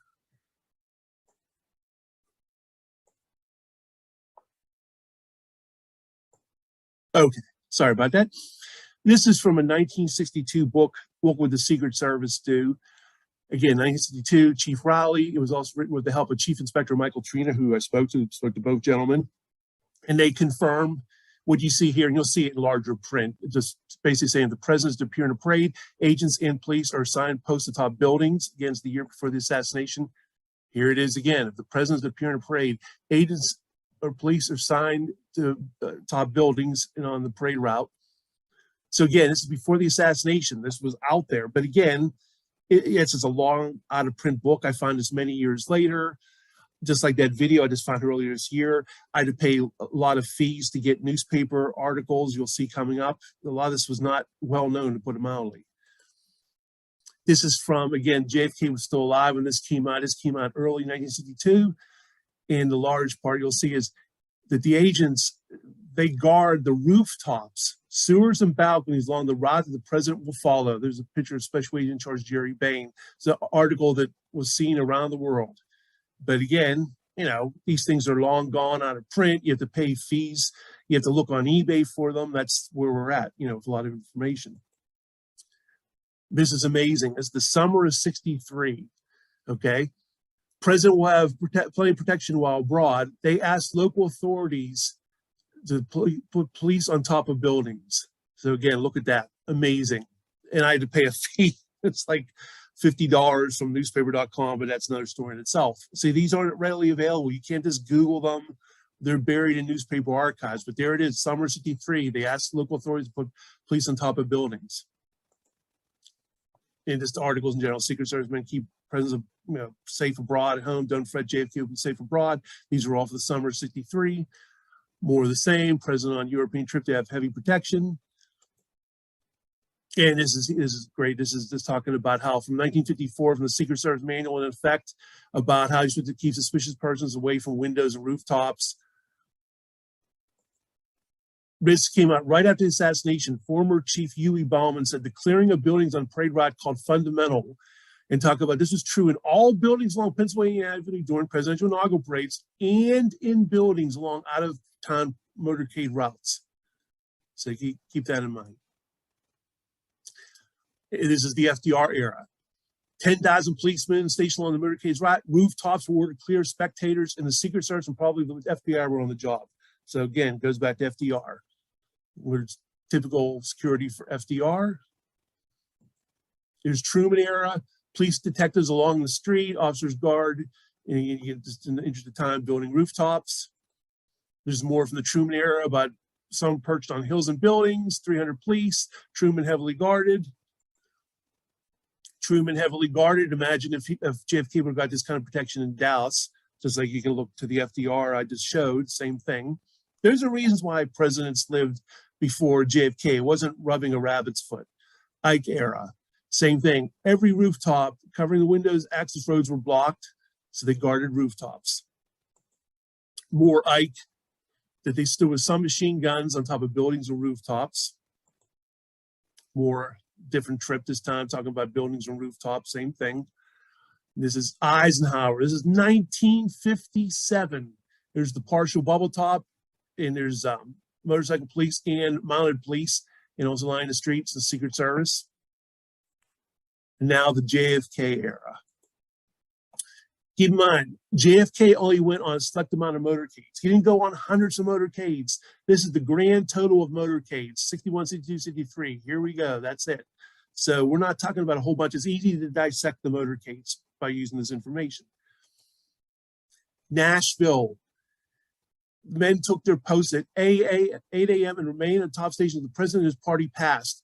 other buildings along the route. Can't just stress this enough. I used to have this from the Nashville Banner, old yellow newspaper, disintegrated. I got it in 1999 from researcher Bill Adams, but luckily JFK in Nashville, the book came out in 2013 and reprinted this. So there you go.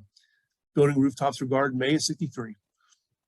This is from a different newspaper in Nashville. Hundreds of policemen and plainclothes detectives were scattered through the crowd.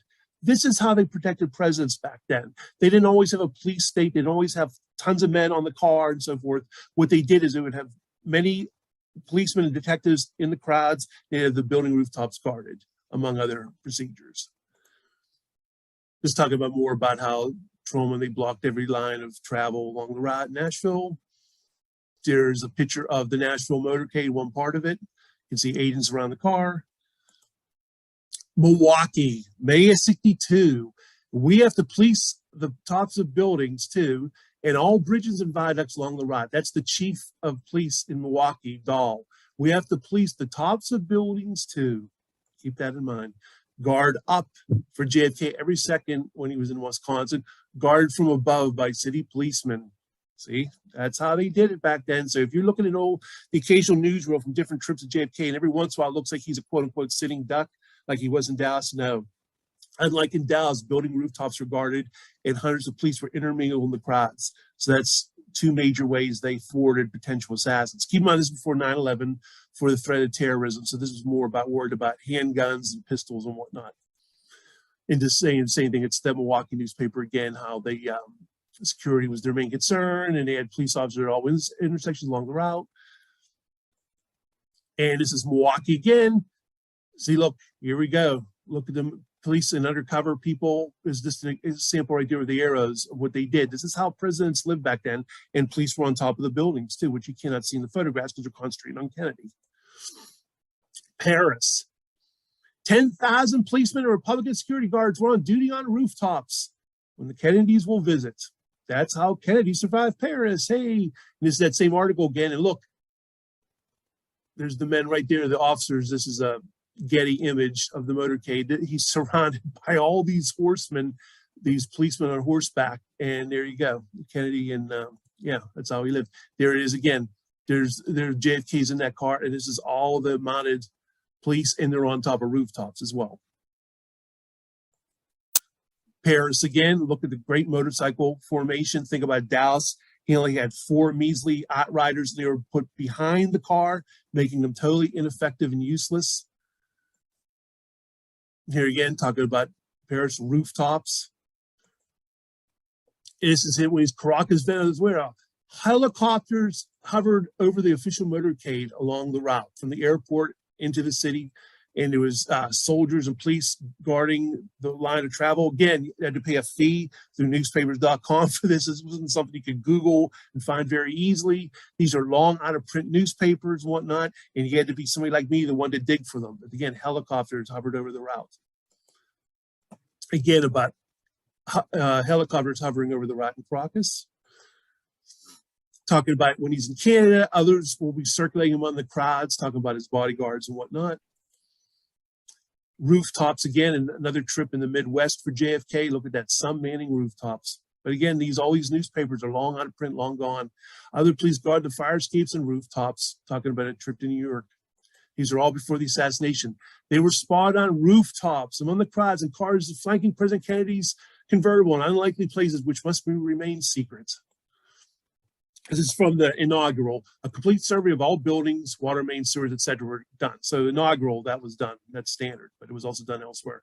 Talking about rigid security measures for Kennedy's inaugural. Talking about they'll be on every rooftop. More or less the same thing here. And this is Chief Rowley talking about how the manhole covers were sealed against accidental explosions or whatnot, or intended explosions, and how the Secret Service looked at the crowds. This is from Gary Severson, researcher. He said that he was a witness to sharpshooters on the roof of the arena, University of North Dakota campus. Larry Yetka was an official in Duluth, and he said, yeah, the security was tight as hell. Men were on the rooftops. This is September '63 when JFK went to Duluth. Security men were on top of the roofs. And this is Australian this guy is a savant. He's a JFK historian from Australia. And he just adds about the security in Duluth was very tight. National Guard were deployed along the motorcade route. And this is when Kennedy went to Aliquippa. Police were on rooftops. Again, I cannot stress this enough. I know this is like the third time I'm saying it, but it really needs to be, sent home. But it's only because of little old me paying fees, looking through newspaper archives, dredging microfiche, et cetera, that these things are come out. You won't read them in books. You won't read them in assassination articles and whatnot. So there you go. And this is amazing. This came out only in 2013. This is an image from a police helicopter. This is from a police helicopter. This is San Antonio, the day before the assassination. There's JFK's limousine, Secret Service follow-up car. So a police helicopter was filming the motorcade as it went along. Imagine if that would have happened the next day in Dallas. Again, Australian JFK expert Mark Henderson has been studying this case since day one. The rooftops in Fort Worth regarded, this comes from Mike Howard, the Secret Service agent. I've also heard Mike Howard say that as well. The rooftops regarded in Fort Worth. Ironically, they had a police officer stationed on the roof of the Trade Mart in a market hall. It's a shame, officially speaking, there were no police officers guarding the buildings in Dallas, specifically Dealey Plaza, and history would have been changed. This is when he went to Seattle, building rooftops. And this is more in the interest of time. I'm going to go through these a little more. Same thing, Seattle, just talking about how this guy was saying how security was so tight that he was sent to the roof, and talk about the same thing, that they watched all the windows and whatnot. Security rehearsal for JFK's trip to Vienna. Helicopter will hover over the locomotive, and talking about the security for both men. This is amazing. This came from George McNally, White House Signet Corps, former Secret Service agent. This is an excerpt from my book, quoting his book, but saying that March 23rd, 1963, there was a threat of Puerto Rican snipers, and helicopters searched the roofs along the way. And Don Lawton, who will become infamous in a moment, Secret Service agent Don Lawton, rode on the rear of the limousine on that trip. So pretty amazing. Just talking about more about the rooftops. Another trip to New York, Kennedy, when Kennedy was going to Tennessee, talking about how some buildings will be guarded. And again, South was a dangerous place. And this came from Deb Galantine. Her father was a police officer. He trip to Billings, Montana, and confirmed the building rooftops were guarded. This is amazing. It's from my own hometown.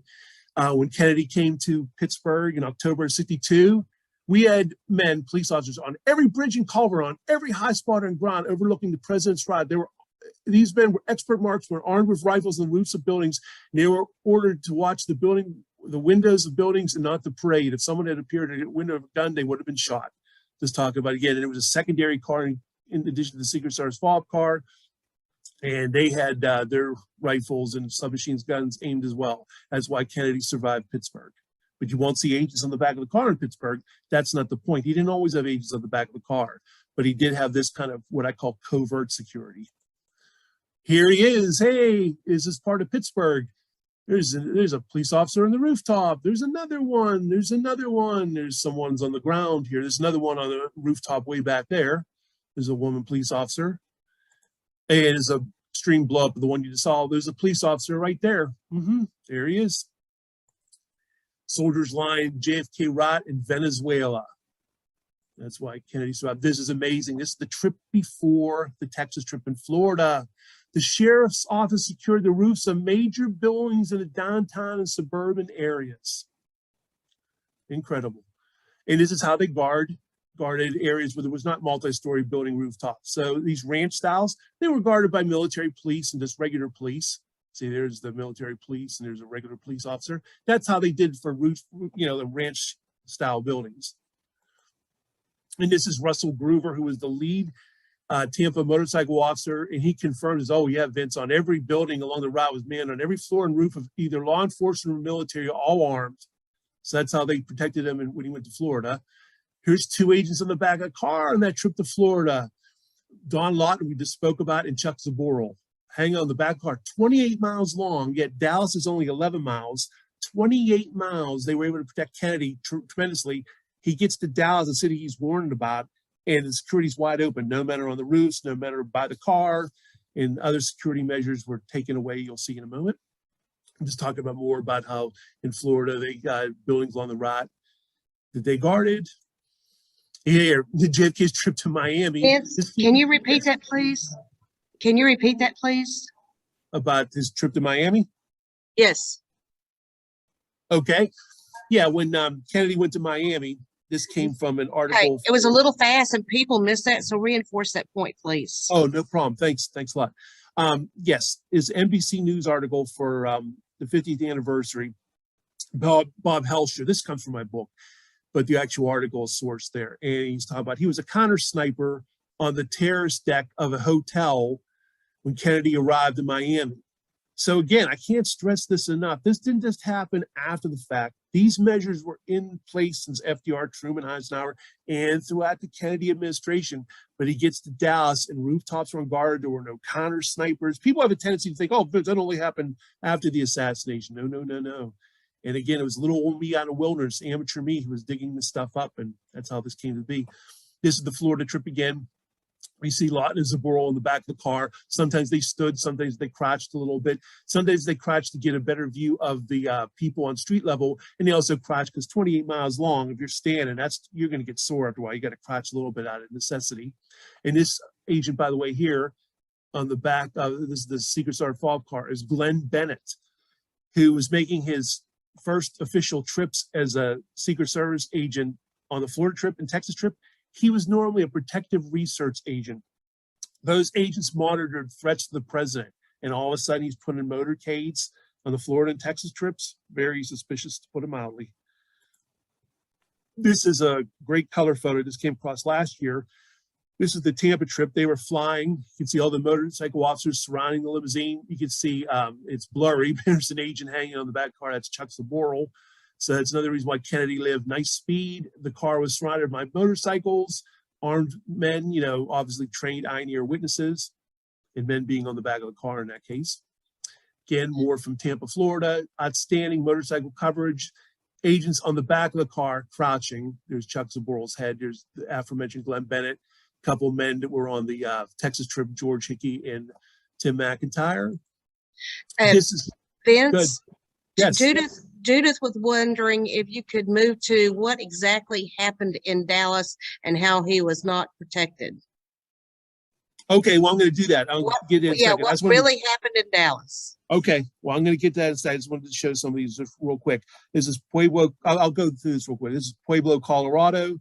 There's National Guardsmen on the rooftop, and there all the arrows point to the men guarding the route. There's a blow up of the National Guardsmen on the rooftop.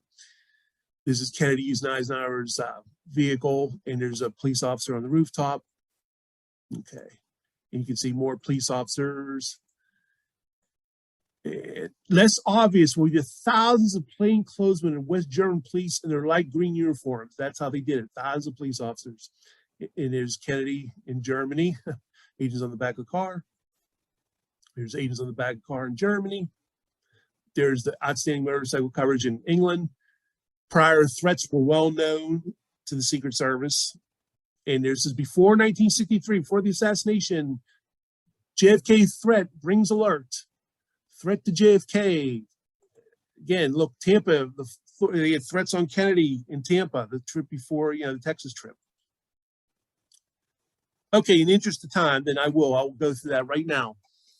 Okay, well, the big thing is the Secret Service is the boss of the president, not the other way around. Okay, in fact, we'll minimize this real quick here. Just gonna minimize this. Can you see me? Yes? Yes, and a moon. No. Stop share. There you go. You got it. Okay, got it? Okay. All right, well, the Secret Service is the boss of the president, not the other way around. Most people have a tendency to think, well, Vince, these Secret Service agents were like butlers and errand boys, right? No, when it comes to his security, the Secret Service was the boss. That comes from Truman, Lyndon Johnson, President Clinton, other people, other presidents have said it matter-of-factly. So they were the ones calling, pardon the pun, calling the shots here when it came to security. Even if, like Clint Hill said, even if, Kennedy might have told you what to do, whatnot, and we listened to the president and do what we felt was best anyway. And again, agents on or near the limousine. If they would have been near the limousine in Dallas, I think things would have been a lot different.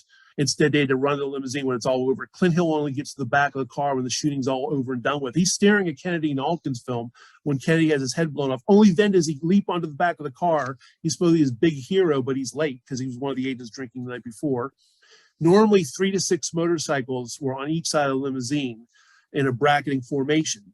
But supposedly the night before, Win-Loss's Secret Service, the planning meeting with police officers says, oh, Kennedy doesn't want motorcycles beside the car. We can make this 4, and they're going to be behind the rear wheels, which makes them totally useless. They can't do anything. They're not going to be able to cover or anything in a small number and behind the rear wheels.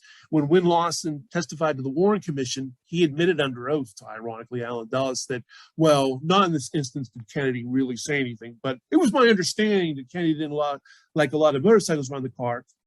The prior Texas trip, San Antonio, Houston, Fort Worth, his limousine surrounded by motorcycles and countless other trips before Dallas. And again, as I said, I showed in very tremendous detail about the multi-story building rooftops were guarded since FDR was not done in Dallas. On 1/3 of JFK's motorcade, 1/3 is through photo discoveries and whatnot, the bubble top was used either in partial form or the full bubble top. When I say partial, some of the front and back pieces were on, and just so the middle part was able to be, so JFK gets some air, whatnot, intermittently stand. And that was an option not explored. Sam Kinney, the driver of the follow-up car, Secret Service agent, told me that he, Sam, was solely responsible for the bubble tops removal, and Kennedy had nothing to do with it.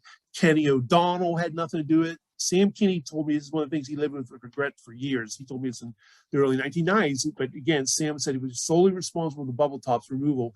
It might not be sinister per se, but when you realize 1/3 of his motorcades had a bubble top, often in very nice, beautiful weather, no rain and whatnot, it makes you think, wow, too bad they didn't explore that option. Press photographer's flatbed truck, an interesting time. I was going to show you a video, but I guess I won't have time to get to it. This is basically, normally flatbed truck was in front of the limousine filming the motorcades. In fact, You have time to show the video. Oh, I do have time to show the video? Okay. I'll show you that real quick. Okay. All right, I'm gonna just shoot to it real quick. This is various to the bubble topic I'm just saying. I'll show you the video coming up.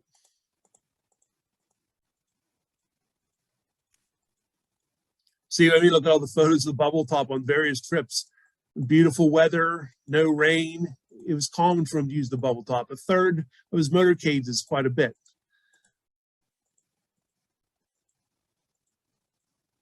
Hey, so, do share and share audio.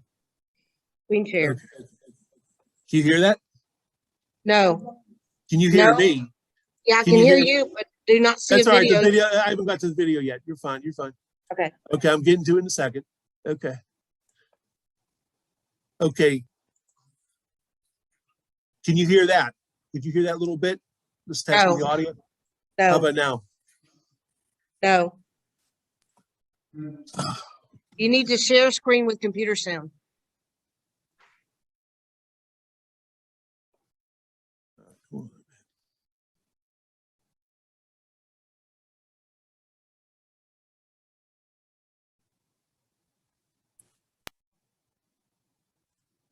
Okay, there we go. Okay, you hear it? Okay, good. How about now? At Love, Yes. everything went fine up to the point that the whole day became great frustration for a photographic person. First thing, parades were usually handled with a flatbed truck for pool and certain selected photographic personnel to ride in front of the presidential car on presidential parades. That was canceled at the last minute. We were put in Chevrolet convertibles to ride several cars back. I think we were about 6 cars, Bob Jackson and I, and a couple of other boys were in this parade. And that put us totally out of the picture.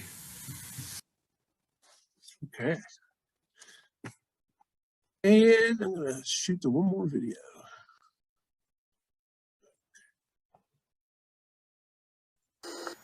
Well, he can tell you what he wants done, and he can tell you certain things, but that doesn't mean you have to do it. And what we used to do was always agree with the president, then we do what we felt was best anyway. Well, he can tell you what he wants done, and he can tell you certain things, but that doesn't mean you have to do it. And what we used to do was always agree with the president, then we do what we felt was best anyway. 1, 2, and 3, what the Secret Service exactly did not do in Dallas. Okay, I'll make it real brief. A Okay, summary. Summary. What they didn't do was they didn't allow the motorcycle officers to bracket the limousine in good numbers. Normally they would have done that, but supposedly Kennedy didn't want that done, which is a lie. So the motorcycles weren't surrounding the car. You would have seen many more motorcycles in good numbers surrounding the car, professional Iron Air witnesses who were armed. So you had that out of the way. Normally the option of the bubble top, either partial or full, would have been on the car. Secret Service decision not to be there. Normally agents would have been on the back of the car or near the rear of the car. And supposedly Kennedy didn't want that, which is a lie. That's why they weren't there. Normally building rooftops would have been guarded. And this has happened since the FDR days. And for some bizarre reason, building rooftops were not guarded. Gerald Blaine of the Kennedy detail claims that we didn't have the manpower. Yet they had the manpower in Tampa 4 days before when it was a 28-mile motorcade. When it's 11-mile motorcade in Dallas, they don't have the resources. Normally it's a flatbed truck in front of the limousine. And it was canceled last minute. Tom Dillard has said in other interviews, and other people said the Secret Service is responsible for that. Ted McHugh, the military aide, not Ted McHugh, Ted Clinton, McHugh, I forget his name right now, his first name, but he was the military aide. He normally sat between the driver and the special agent in charge. He was told for the first time not to ride in the limousine. He was there in Tampa. He was there in Germany. He was there in countless other trips. Normally, there's a military man between the driver and the special agent in charge. He was told by the Secret Service to accentuate full exposure. Military and or police were not lying in the street facing the crowd. The few officers were there were just facing the limousine. They were useless. You're supposed to face the crowd. There was nobody intermingled in the crowds. The Secret Service was responsible for all this happening and not happening. Underpasses should have been guarded, and the underpass was wide open in Dealey Plaza. As Win Lawson said to his consternation when they get to Dealey Plaza, he looked over and he saw railroad workers were on top of the underpass. Secret Service agents of mysterious repute were behind the knoll, and yet officially there were no Secret Service agents there. Some people say, well, maybe there were CIA spooks, Vince. My thing is maybe they were real agents and they covered it up after the fact. They didn't want people to know there was professional ear witnesses back there, or maybe there's something nefarious for them being there. So it's not always, CIA men and so forth. So there you go. It's cover and evacuate. And also you have the driver of the limousine, Thomas Shipman, one of his regular drivers, dies the month before in Camp David. Okay. And yet Bill Greer drives him very ineptly in Dallas, looks back twice at Kennedy, doesn't hit the gas, disobeys a direct order to get out of line. We've been hit, as well as common sense and training. If Bill Greer hits the gas, everything else is a moot point. Kennedy lives. He's either not shot, or at least the fatal shot doesn't come. And many doctors said he would have lived through the shot that went through his neck, or what I believe it was a front shot. But either way, he would have lived. See, you have all that. Protective intelligence was horrible. Dallas was a town that was, many people warned Kennedy, J. William Fulbright, Pierre Salinger, the list goes on, Adlai Stevenson, don't go to Dallas, Mr. President. And yet the Secret Service supposedly found no threats to the president in Dallas. That would be like former President Obama going to Mississippi and there's no threats to him. Come on, give me a break. And yet they found no threats in Dallas, Texas. So that's how he did, security stripping. It's not a matter of pulling the triggers, it's allowing the triggers to be pulled. It's action through inaction. Thank you, Vince, very much. Ladies and gentlemen, Vince Palamara. Thanks a lot. Where's his daughter? Here he is. Turn it up. He's gone. Vince, can you hear me? He's gone. Anyway, ladies and gentlemen, I'll talk to you. Tell you what I was going to tell him, because it's you I wanted to know. In 2019, we gave Vince Palamara the Justice for JFK Award for all of his body of work. And I asked him how he got started in his assassination research. And he said he met with Penn Jones Jr. And Penn said, pick a subject study the hell out of it. I think you can agree. Vince Palamara did just that. He's the expert now on the Secret Service. And I'm grateful that he's here. I'm grateful he's contributing to our body of knowledge of what did and did not happen in 1963. Ladies and gentlemen, we're going to go ahead and take a 10-minute break, then we're going to come back and hear Robert Groden.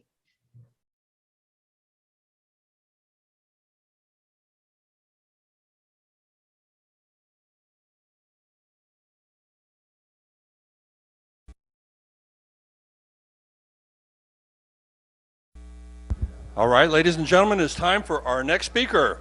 Are you ready? Did you have a good lunch? Did you have a good experience down at Daly Plaza? Are you enjoying the conference? You want to hear this man speak? You want me to shut up? Yes, you do. All right, ladies and gentlemen, our next speaker is a giant in the JF Conference assassination community.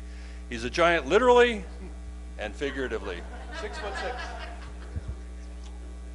Tonight, Vince Palamara is going to be speaking on the Secret Service and JFK. Vince is the world authority on the Secret Service, has spoken to both medical personnel on duty in Dallas that day, as well as retired agents.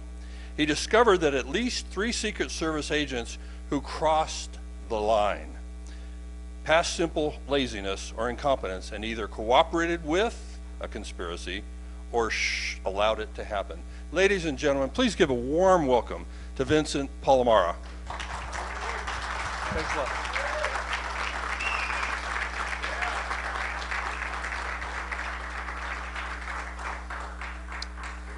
Thank you very much for the enthusiastic intro, and thanks everyone for being here. Yeah, basically that's what it is. I said, what's your theory? Here's my fact. President Kennedy should have survived Dallas. It's as simple as that. And I have a lot of material, so we'll skip all the, get right to it. Okay. Now, the first thing is not technically a security issue, but it is a photo coverage, eyewitness issue, and the lack thereof in Dealey Plaza. Press photo coverage involving professional eye and ear witnesses was still in motion photography. Normally, a flatbed truck was in front of the presidential limousine. Here we are, Honolulu, Hawaii, June of '63. 2 flatbed trucks, notice the arrows, for the presidential limousine. You wouldn't have had to rely on amateurs like Abraham Zapruder, Orville Nix, everybody else. And obviously, professional eye and ear witnesses, there you go. So that's just Hawaii. Here we are in Berlin. Again, you have agents on the rear of the limousine. We'll get to that issue in a moment. But there it is, flatbed truck. And we'll get to the $64 million question why they weren't there in Dallas. Here is a live television feed in Rome, Italy in early July of '63. Yep, that gentleman right there is filming.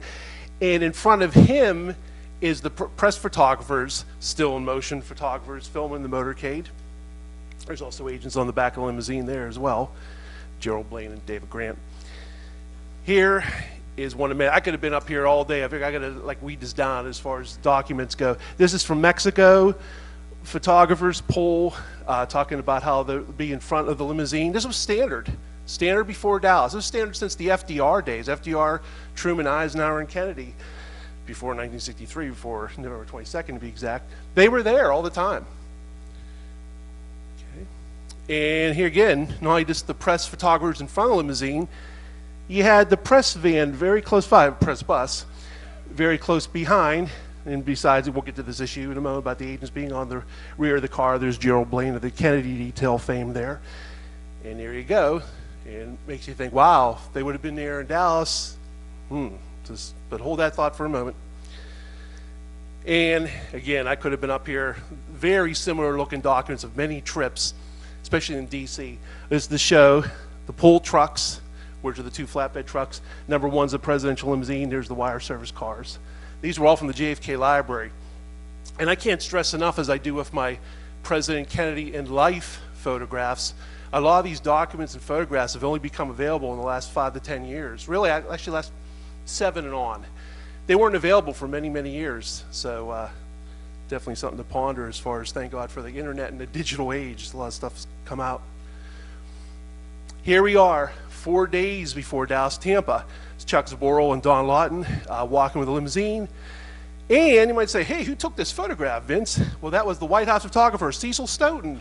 Either him or Robert Knudsen were always in the fob car, and they were there up to, hey, the day before San Antonio. And hey, what's his view from? Oh, it's only from a police helicopter, was filming the motorcade, nothing to see here. See, by press coverage the day before, they were filming the motorcade from a police helicopter. This is San Antonio, Texas, and again, it's the day before the assassination. There is Cecil Stoughton taking his photograph. There's even a close-up view there. Yet in Dallas, in the interest of time, I'm not going to read this whole thing, Tom Dillard was forceful about this on C-SPAN in 1993, saying we lost our position at the airport. It was canceled at the last minute. Flatbed trucks. He was very forceful about this on C-SPAN. This is his sworn Warren Commission testimony that normally a flatbed truck precedes the motorcade, and they weren't there. And it was a Secret Service that canceled the flatbed truck. So there you go. What need amateurs like Abraham Zapruder and everybody else? As is an interesting news article to say in President Kennedy's administration, it was argued by some of the television cameras could not get a good view of the president in the parade. It was also noted the Secret Service men were not placed around the president as closely as they have been on other occasions. This is a very important issue here. Secret Service agents often walked, jogged, or ran with the limousine, or actually rode on the rear of President Kennedy's limousine. And here's the surprising, the bubble top was used in a third of all of JFK's motorcades, often in good weather. It wasn't just rain. Here's Roy Kellerman, Dallas fame, and Bob Lilly. Okay, I spoke to Robert Lilly. He told me that, President Kennedy never interfered with our actions at all. Whatever he wants, the way it will be. He told us on election night, and he was with him from election night 1960 until October of 1963 when he got transferred. Riding on the back of the limousine, they reached speeds of 50 miles an hour. This is in Puerto Rico. No rain, beautiful, very hot conditions. They were going up to upwards of 50 miles an hour with the bubble top on. Here we are, early July '63, again in Rome. David Grant near JFK. David Grant was Clinton Hill's brother-in-law. And Gerald Blaine of the Kennedy Detail book fame. And in the back of the car, beautiful motorcycle formation. Again, the back of your mind should always be, wow, imagine if this was in Dallas. And why it wasn't in Dallas, we'll get to that in a moment. This is another segment of the different vehicle of the Italy trip. There they are again. What's unstated in these photographs is obviously the press photographers are filming it. It's right in front of the motorcade too. Not amateurs, in this case it's life. Here we are in Bogota, Colombia. Roy Kellerman and Bob Lilly again on the back of the car. There's the full bubble top, closed follow-up car, good motorcycle formation, guards on either side, armed forces guards. Going at a pretty fast clip too. Here's the late when Lawson just passed away. In front of the limousine, there's Art Godfrey, JFK, walking with the limousine. There's Agent Bill Duncan. These are different trips. This is South Dakota, walking with a limousine, Kennedy. Here's 4 days before Dallas. Chuck Zaboral and Don Lawton working on the back of the limousine. Don Lawton told me, and you'll hear the clip in a moment, he said, we always had regrets, remorse. Who knows, if they only would have left guys in the back of the car. You can hindsight yourself to death. The they is the Secret Service, nobody else. Not boogeymen, not the FBI, it's the Secret Service. Here we are in Germany, 2 agents on the rear of the car. Another segment of the Germany trip, 2 agents on the rear of the car. This is Hawaii, agents running with the car, like in a diamond formation. A lot of them Ron Pontius and some other agents. Here's New Orleans, again, agents walking with the car, jogging with the car. Here we are in Los Angeles, 1963. Agent Bob Lilly again, probably a well-meaning woman, well-wisher, but still brushed her away for Kennedy's protection. Here we are in North Carolina, agents surround a limousine. And here again, here's the bubble top. Can't stress this enough. President Kennedy used the bubble top in approximately 1/3 of all his motorcades.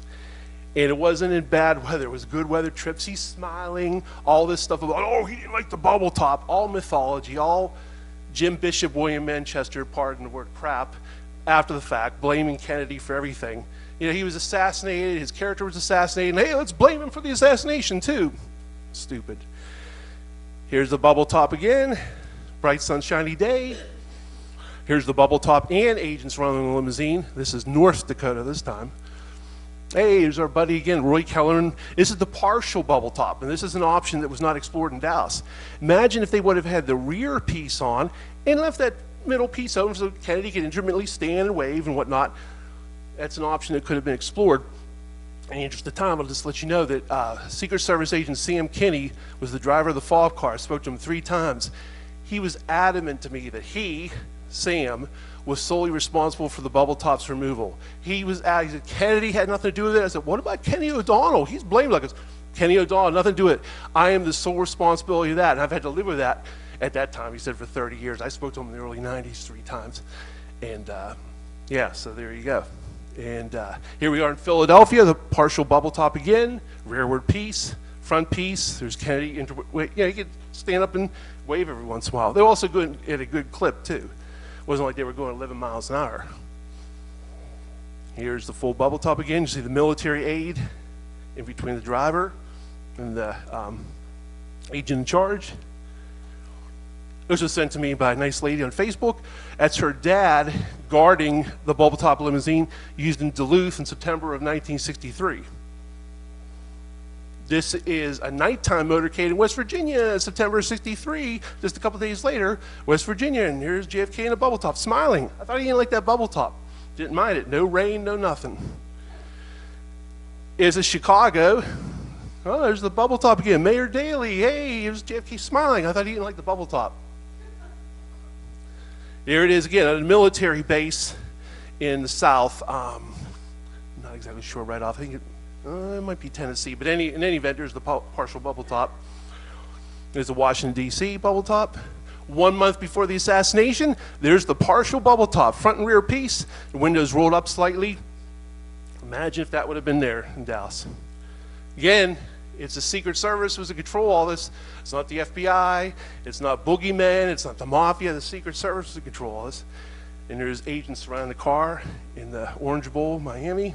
There's Agent Bert DeFries in the back of the car with the full bubble top in Ireland, of all places. There's Agent Walt Coughlin, named these men because I spoke to them, in England with the bubble top. There's agents in the back car in Boston, I think somewhere around mid-October, 63. There's Mexico, Clint Hill in his jacket in the back of the car, full bubble top, running with a limousine, scorching hot day, no rain. Oh, Kennedy didn't mind the bubble top again. Take Jim Bishop, going to Manchester office of the War Report, a huge grain of salt. Don't believe that stuff about blaming Kennedy. He's not around to defend himself. Yet in Dallas, Kennedy is literally a sitting duck. Look at that. No motorcycles by the car, no agents, obviously no bubble top, no nothing. I mean, somebody in the crowd could have threw something at him. It's terrible, terrible. Okay, and here is, look at these arrows. First one, furthest on the left, is Don Lawton. The other agent is Hank Ribka. The other one's Jack Reddy. And there's a little confusion. Part of the confusion is by myself. For the longest time, I got the 2 agents confused. I thought it was Don Lawton, it was Henry Ribka. Oh no, it turned out it was both agents were actually there walking, jogging in a limousine. It's only Don Lawton that shows up with the more famous video footage we'll get to in a second here. Here they are. This is on the left, Agent Ribka. In front of him is Don Lawton walking with a limousine. I discovered this in 1991. Obviously I didn't film it, but discovered in 1991 raw footage from WFAA, the ABC affiliate in Dallas. It was just raw footage, and also I'm watching the motorcade. I'm like, what's going on? Why is he waving his hand 3 times, and the other agent's like pulling him away, it looked like. And here we go. Let's see here. Get this video going. Hold on a second.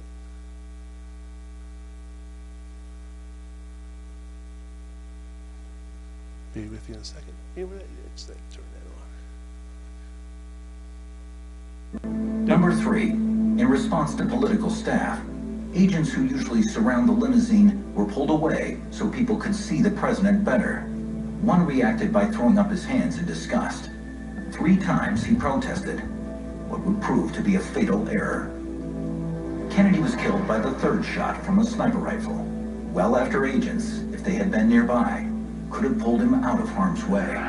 Number 3, in response to political staff, agents who usually surround the limousine were pulled away so people could see the president better.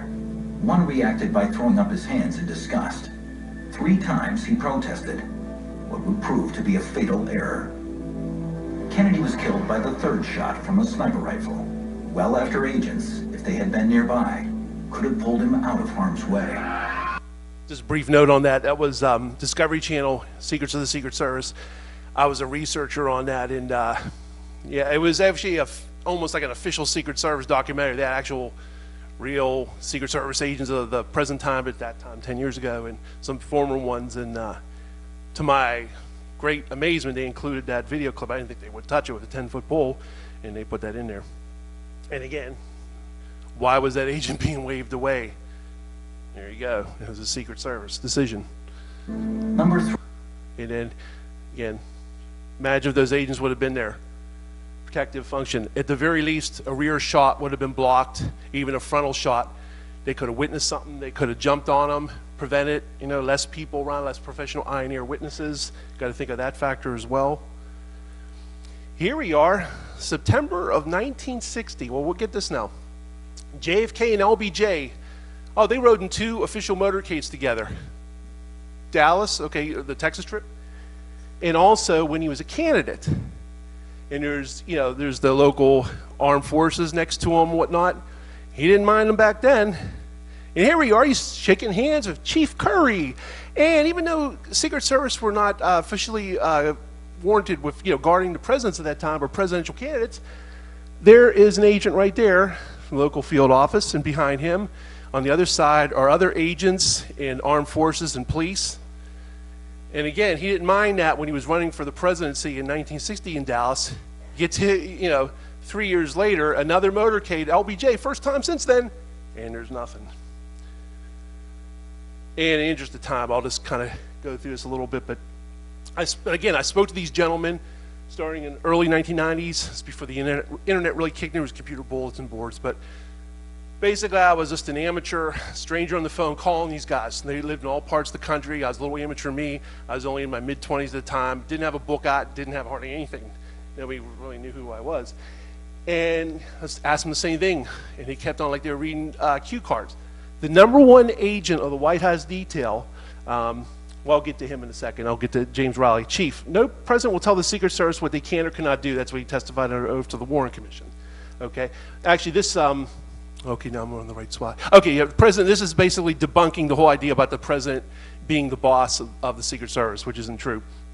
And there you go. And then his predecessor, Huey Ballman, said the same thing, that he could legally countermand a direct decision by the president.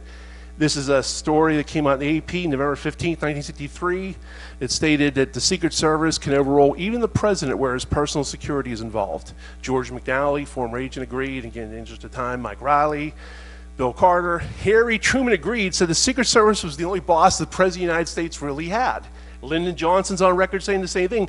Bill Clinton, quoting those 2 gentlemen in 1999 in dedication to the Secret Service building in D.C., said the same thing. I have to agree, that's true. They are the only boss we have.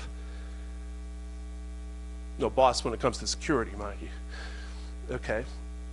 And again, just more of the same in the interest of time.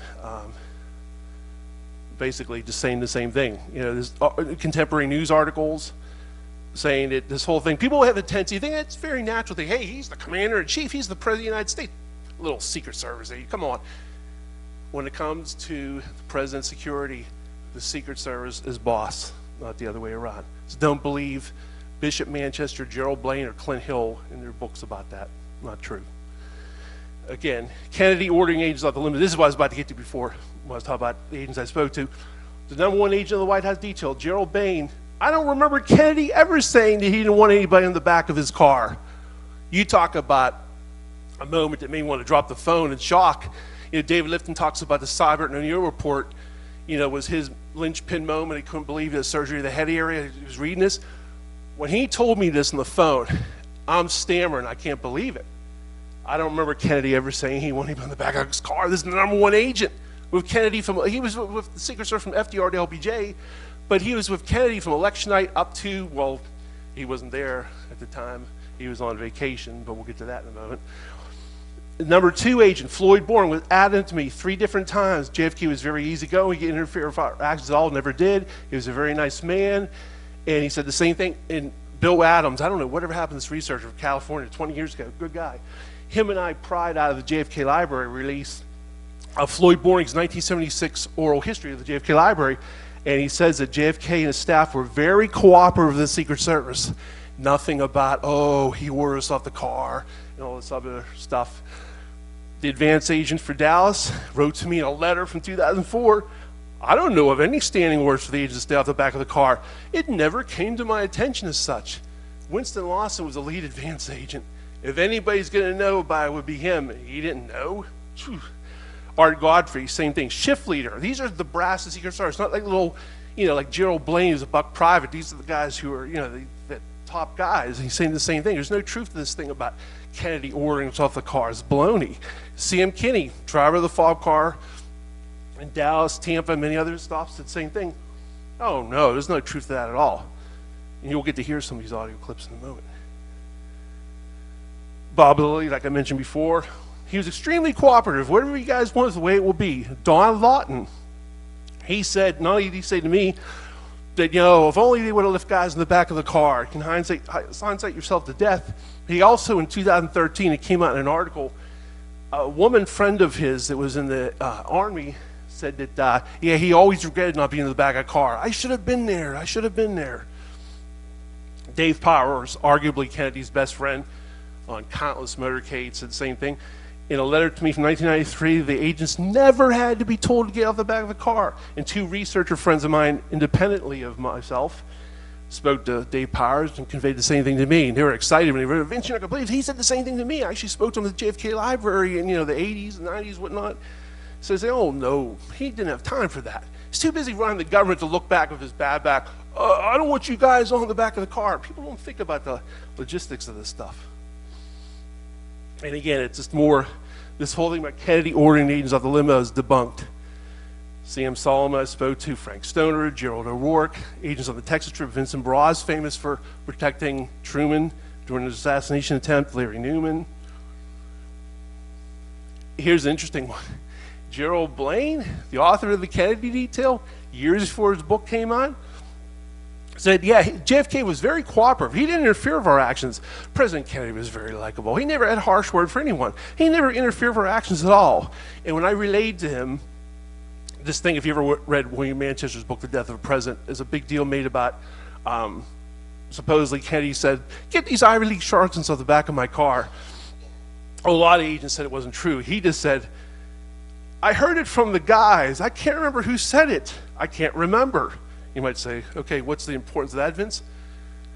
Blaine's memory got a whole lot better 5 years later in his book. He said, I heard it loud and clear over my walkie-talkie. President Kennedy said, get those Ivy League charlatans off the back of the car.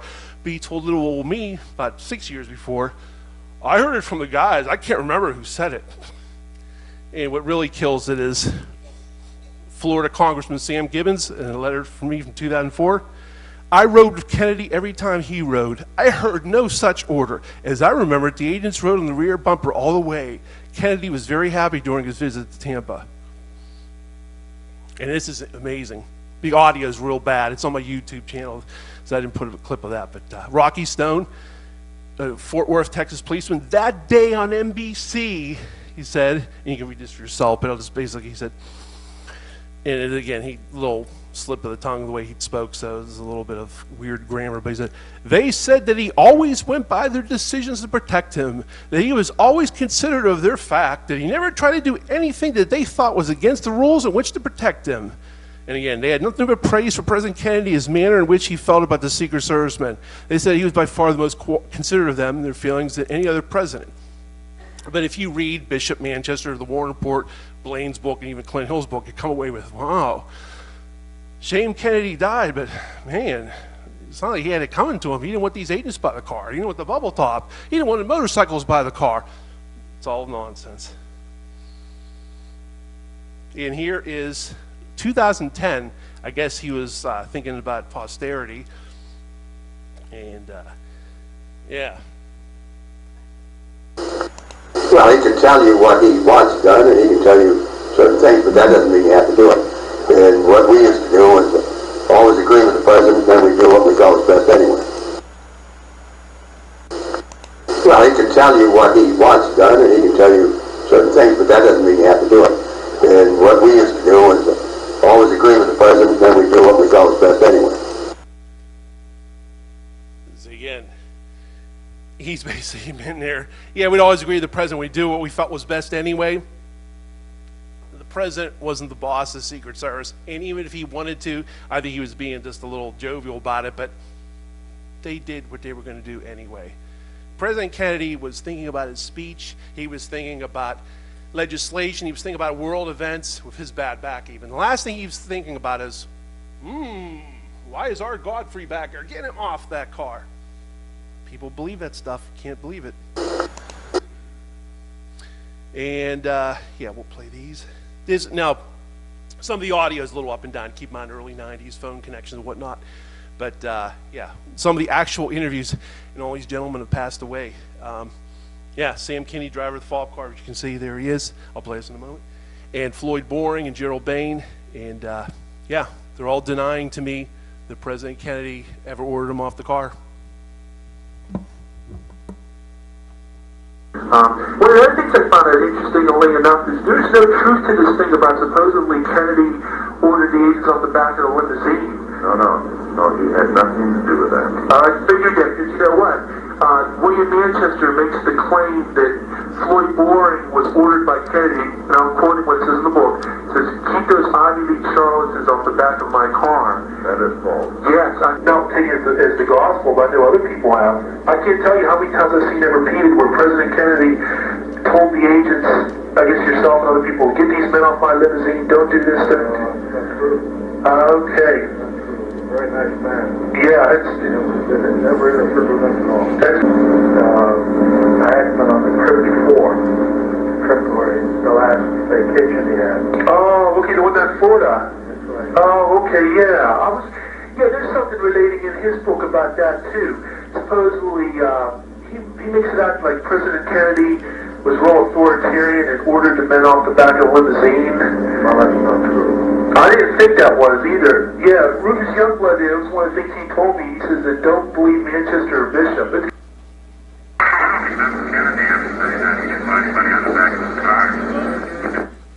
Head of the White House. Yeah, definitely take the one from Kennedy hasn't said anything about anybody on the back of the car. Kennedy hasn't said anything about anybody on the back of the car. Nani. Well, I know that, but you still have regrets, remorse, whatever. Who knows if they left guys on the back of the car or something. You never know. You second guess. You can hindsight yourself to death. You know what I mean? Well, I know that, but you still have regrets, remorse, whatever. Who knows if they left guys on the back of the car or something. You never know. You second guess. You can hindsight yourself to death. This is the lead advanced agent for Dallas, Winston Lawson. Keep in mind, the lead advanced agent for Dallas, Winston Lawson. This is an amazing letter he wrote me in January 12th, 04. I do not know of any standing orders for the agents to stay off the back of the car. After all, foothold and handholds were built into that particular vehicle. I am sure it would have been on a case-by-case basis depending on the event, intelligence, threats, etc. Keep in mind, ostensibly, officially, allegedly, there were no threats found in Dallas. Jerry Bain, a special agent in charge of the White House detail, as it was known then, Presidential Protective Division currently, would have been privy to that type of info more than I. See my other video where Bain adamantly denies that President Kennedy ever ordered the agents off the car. However, it never came to my attention as such. I am certain that agents were on the back on certain occasions. Again, I do not know of any standing orders for the agents to stay off the back of the car. However, it never came to my attention as such. This totally debunks the Kennedy detail. Here's the fateful Tampa motorcade of November 18th, 1963. This is Congressman Sam Gibbons. There's JFK, Senator Smathers, Agent Don Lawton, Agent Chuck Sborel, Agent Floyd Boring, Agent Bill Greer. Let's focus on Congressman Gibbons. What did Congressman Gibbons have to say about the whole notion of JFK allegedly ordering the agents off the car in Tampa? Here's what he told me in this letter dated January 15th, 04, years before the Kennedy detail saw the light of day. I rode with Kennedy every time he rode. I heard no such order. As I remember it, the agents rode on the rear bumper all the way. Kennedy was very happy during his visit to Tampa. Sam Gibbons.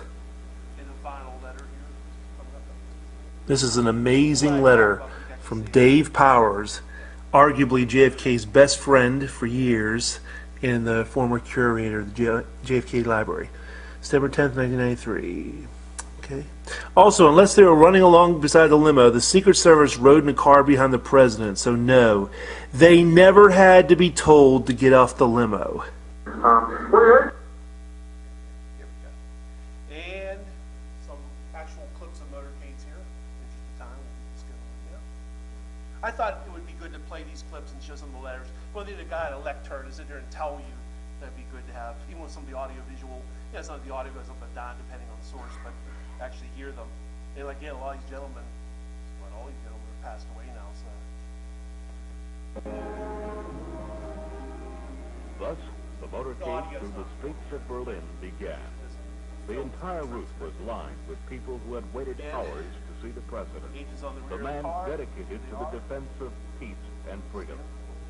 Never before had the Berlin Agents on the rear of the car, standard stuff. The audio is not important on these clips. They're just, you got the Irish jig music in there. It's from Trip to Ireland. Hey, there's the press pool in front, filming the motorcade. Look at all those motorcycles.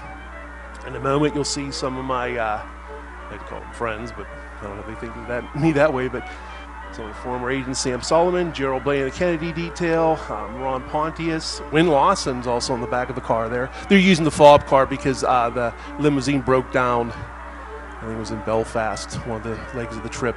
Sometimes you'll see the SX-100, sometimes you'll see the halfback. Here we are in Italy. It's Win Lawson on the left getting on the back of the car. There's Gerald Blaine of the Kennedy detail. Ooh, forget you saw that clip. Gerald Blaine said that they weren't supposed to be on the back of the car. Ooh. Note the sarcasm.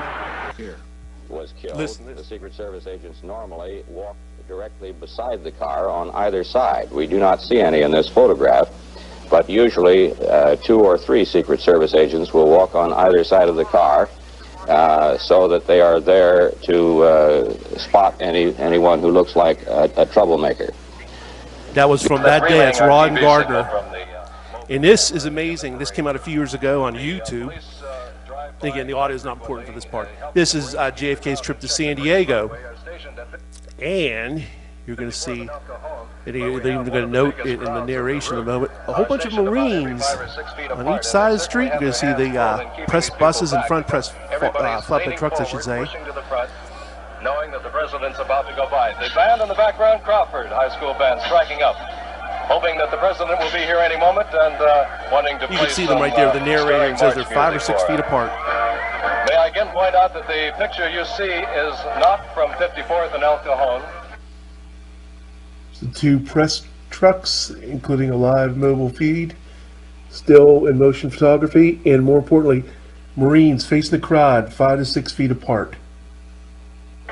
It's from a vantage point about 4 blocks west of where we are, looking west and seeing the first of the motorcade as it goes by.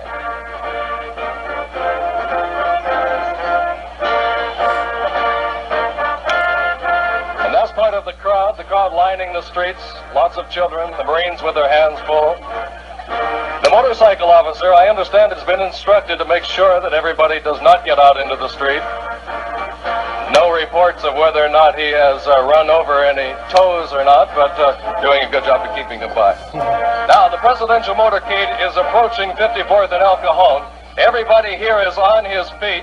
The people are beginning to cheer. The people behind me are, of course, quite expectant. And get And, a little quite, sneak preview of something you'll see in a quite second. excited Yeah, about again, this the audio is not occasion. important on First car coming by our camera at 54th and Nelco Home. Building is one of the rooftops lead cars on the were often motorcade. guarded between the FDR Behind it, and the officers JFK on their days. motorcycles. That's another reason why it looks like a sitting duck. I know was McCartney killed. wasn't. The Secret Service This is agents repeated. normally walk directly beside the car on either side. We do not see any in this photograph, but usually 2 or 3 Secret Service agents will walk on either side of the car so that they are there to spot anyone who looks like a troublemaker.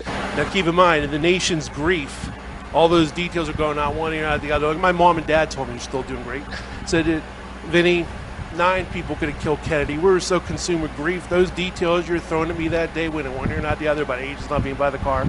We didn't think those thoughts. We didn't care we lost our president. So it's only years later, looking in hindsight, you hear what's Ron Gardner talking about there. And there you go. This is, you saw a still photo of it, but this is again all through the South American trip. The bubble tops in the back car, no rain, agents on the back of the car. Armed forces were on both sides. Look at that. Unbelievable. So my narration, I guess you can tell these are YouTube videos of mine put together. But And you see the excellent motorcycle formation. Press was in front of the car and by the car. Press photographers. And here we go. Look at that. even if people out there think that there was one shooter from the rear, imagine if they would have been on the back of the car in these security measures. Kennedy lives. It's just another assassination attempt like Reagan and Ford and Truman. Notice the excellent security for President Kennedy.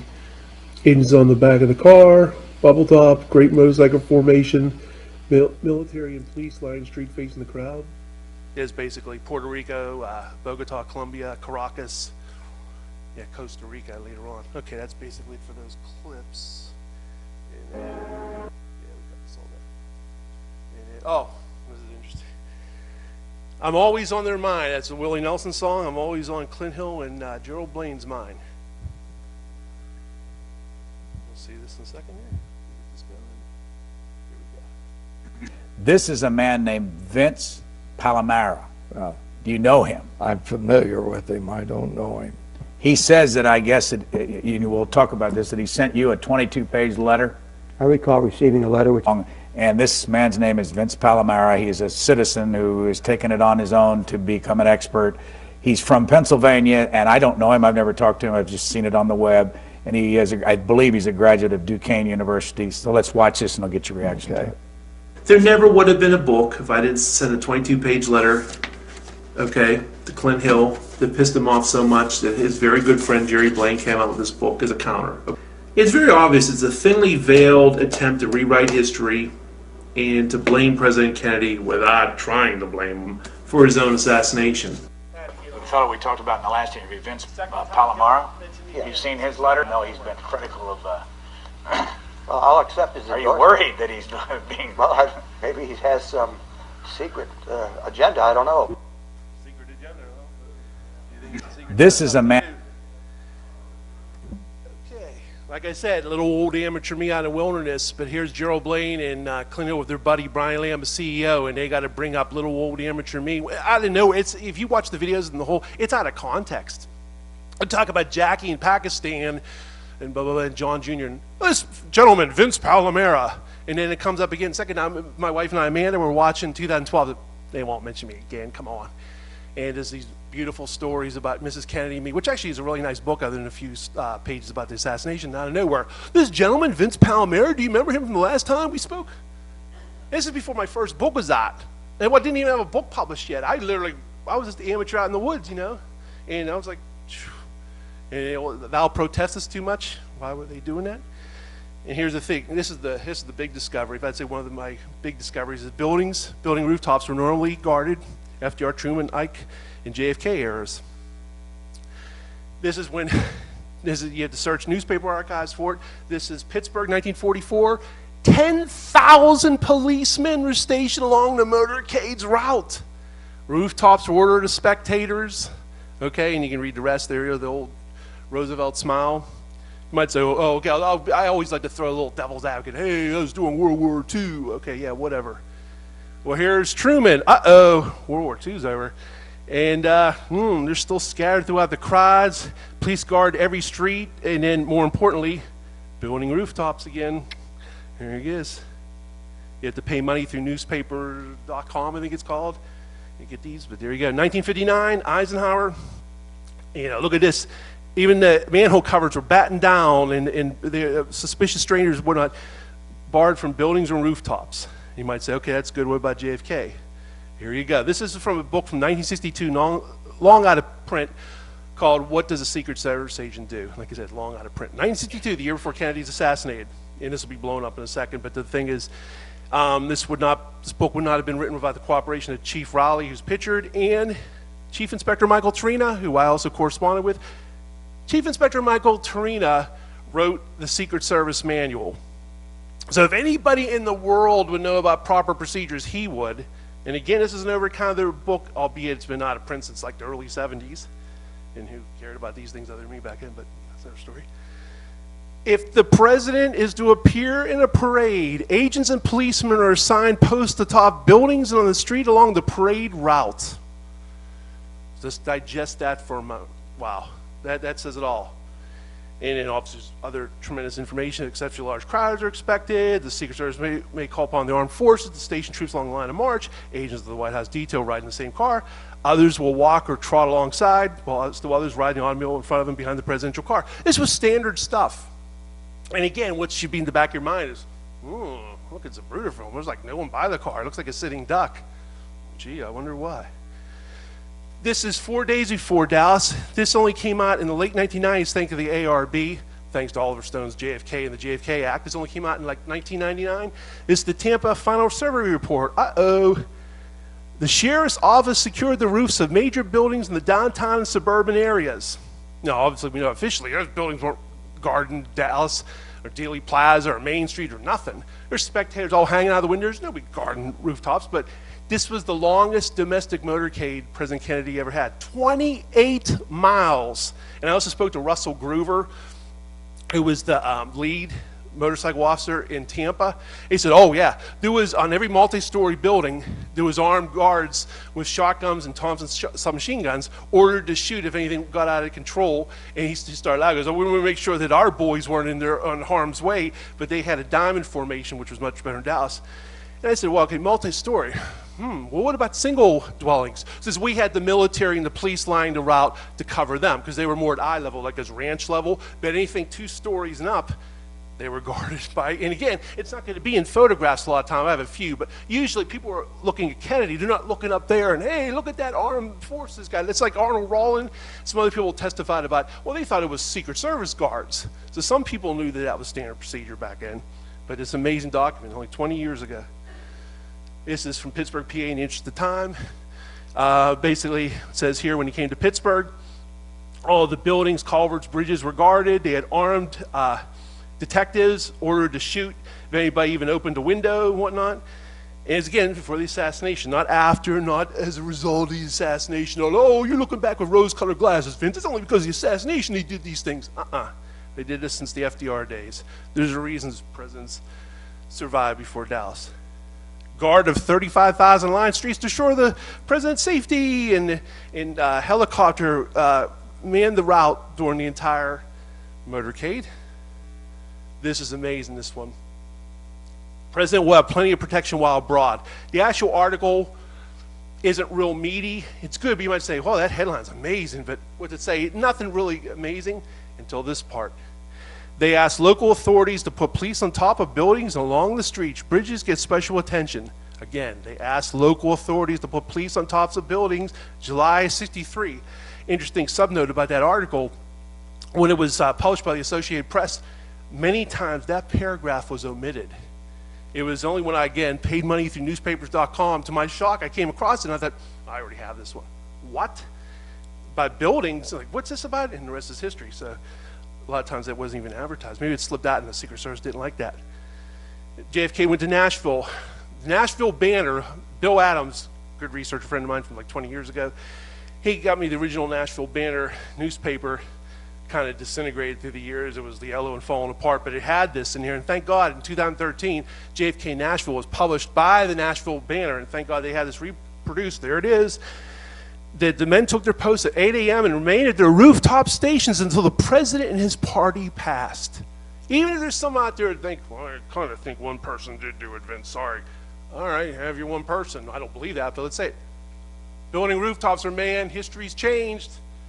There you go. Obviously, I believe there's conspiracy, but I always like to throw it out for the Doubting Thomases. Again, interest of time. Spot on rooftops. Now, this is the inaugural, to be fair, complete survey of all buildings, water mains, sewers, underground conduits. Thousands of troops guarded his routes. Here he is in Seattle. Got the two arrows about rooftops, building rooftops guarded. Here it is, an unannounced route, some manning rooftops. Here is in Paris, rooftops again. And his picture's a little, those little arrows up there are actually the Paris police, the gendarmerie, I guess they're called. They were all on all the rooftops there. This came out December '63 and really angered the Secret Service. Former Chief Baumann, rule violation cited in JFK assassination, clearing of buildings on Parade Route called fundamental. And he said this was true in Washington, D.C. motorcades and also all out-of-town motorcade routes. Chief Baumann saying that. Phew. But again, this is before Woodward and Bernstein, before the details. People cared about things back then, before tabloid press. You know, people, it was a more innocent time. People believed things they read about, and something like that would have went in one ear and not the other. Yet in Dallas, does it even be said, rooftops weren't guarded. It's basically an article after the fact, a couple of days later, saying, the decision to post policemen or other agents on rooftops and in buildings always is one that must be weighed against the manpower requirements. So it acknowledges that it was something that would happen, but trying to make excuses for him. Meantime, 28-mile motorcade in Tampa. Multi-story, they're all armed guards everywhere. Police motorcycles normally rode in great numbers all around the limousine. I'm going to speed this up. I only have a little more. And it says 65 cycles, 65 motorcycles. Does I even have to say how many were around the limousine in Dallas? Look at this Zapruder film. Here we are in England. Here we are in France. Here we are in Rome. There's another thing in Rome here. This is Tampa going very fast. That's why it's blurry. That's Agent Chuck Zapruder in the back of the car. Here we are in Germany. Here we are in Milwaukee, and I love this. Police Captain Dahl said, we have to police the tops of buildings too, and all bridges and viaducts along the route. There it is, matter of factly, there it is. There's the down formation, but note that thing about the buildings again. Buffalo, New York, row of motorcycles, Buffalo, New York. Here we are in New York, New York, all surrounded. Good police by limo. Here we are in New York again. Here we are, these are different trips in New York. This is Tampa. Look at that beautiful, in Russell Groover, the gentleman I mentioned before in the lead.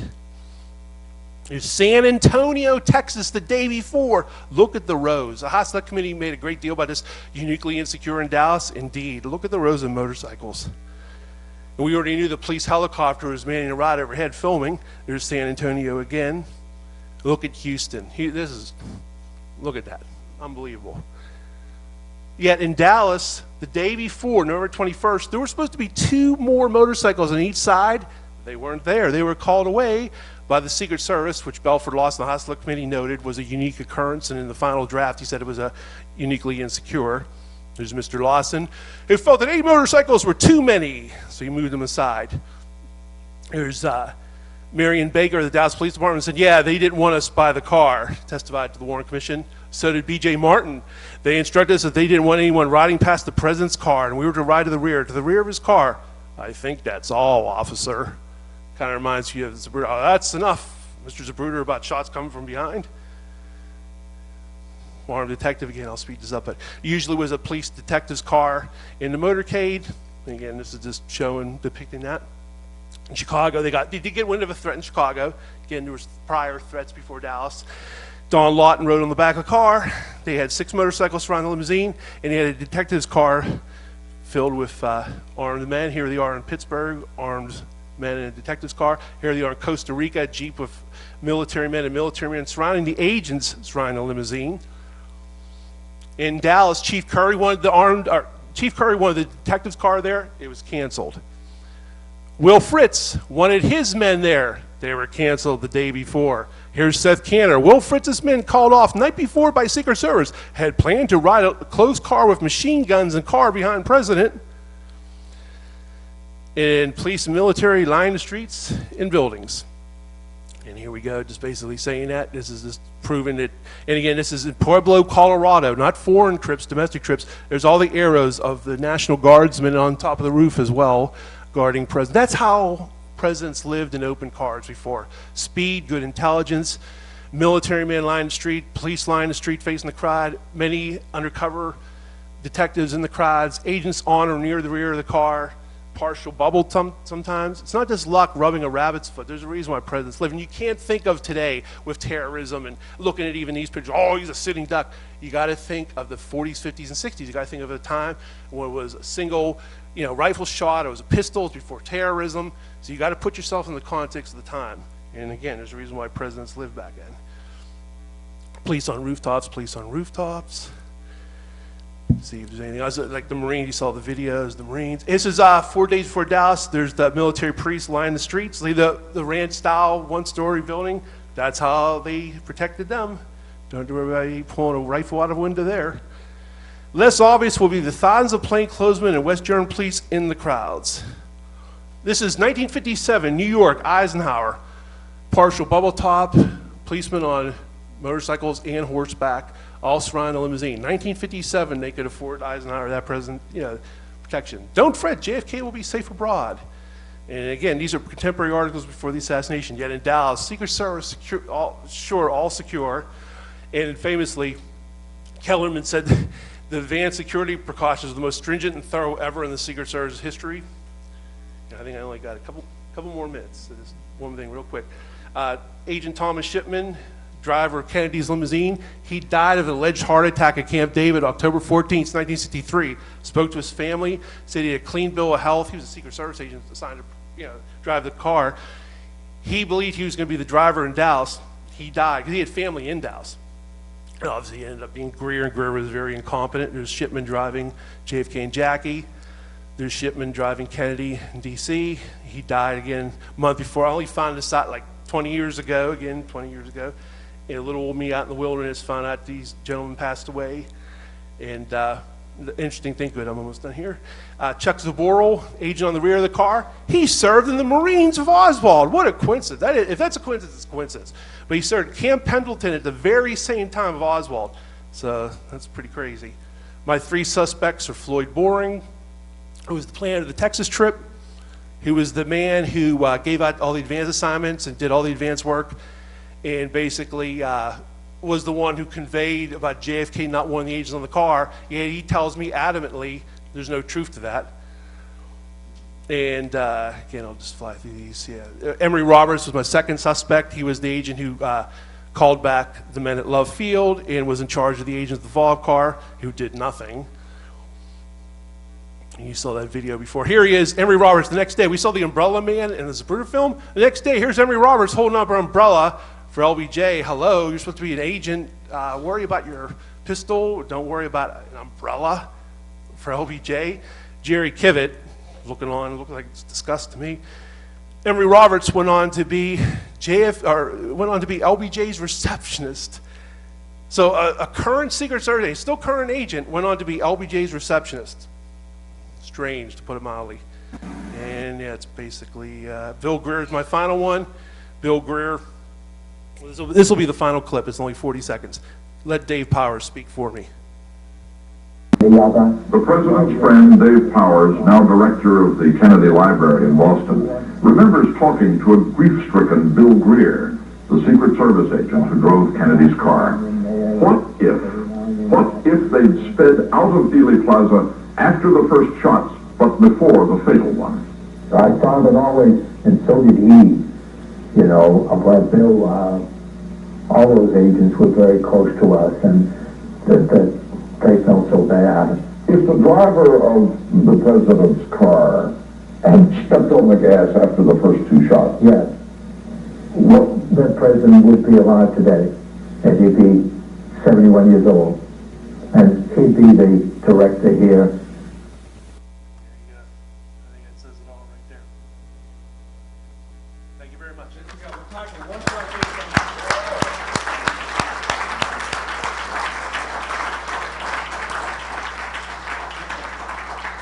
Hi, Vince. I haven't heard the name Bill Adams for years. I dealt with him, too. I got just a couple of quick things to go through here because I think they're important. First of all, I'm acknowledged briefly in the Survivor's Guilt book. That book, everyone should buy that book. It is a fantastic book, absolutely fantastic. I recruited him for the Men Who Killed Kennedy series, and I'm very proud of that. And he should have had more time in that series. I had no anything, but I agree with that. You mentioned Jim Bishop, and I've dealt with Jim Bishop people, okay? Jim Bishop was a Del Charo regular. He was there. He was an unbelievable supporter of Clint Murchison.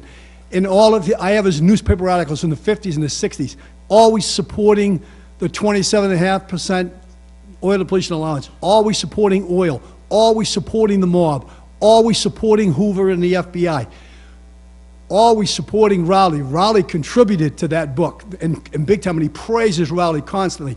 Rowley's the first man to shake LBJ's hand when he gets off Air Force One. When Manchester kept hammering LBJ to let me interview you for my book, he kept putting him off and putting him off and putting him off. He finally said, okay, come on over, I'll interview. He went over, and instead of LBJ, there was a guy sitting there. You ask me questions, and I'll answer the way LBJ would. And there was a squawk box. I'm almost done. There was a squawk box. It's obviously Johnson on the squawk box. And every time the guy who was answering said something that Johnson didn't like, the little red light would go on, and the guy had to run in the back and get the right answer and come back and amend it. That man was Jack Valenti, okay? Jack Valenti, all right? It's Valenti who is the man who invited Kennedy to the Albert Thomas dinner the night before. That's how they got him there. Not all that other stuff, just like you point out, all the other lies and myths, okay?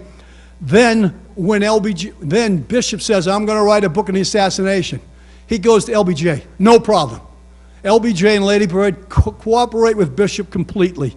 And finally, I met Dave Powers. I talked about him yesterday. He absolutely believed in a grassy knoll right shooter, and I showed him a gunman on the other knoll, and his eyes nearly came out of his head. I think that covers everything. Thank you.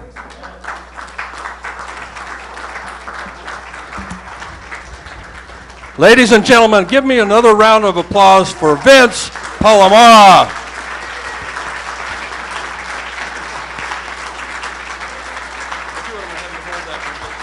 Thanks a lot. Appreciate it. Thanks.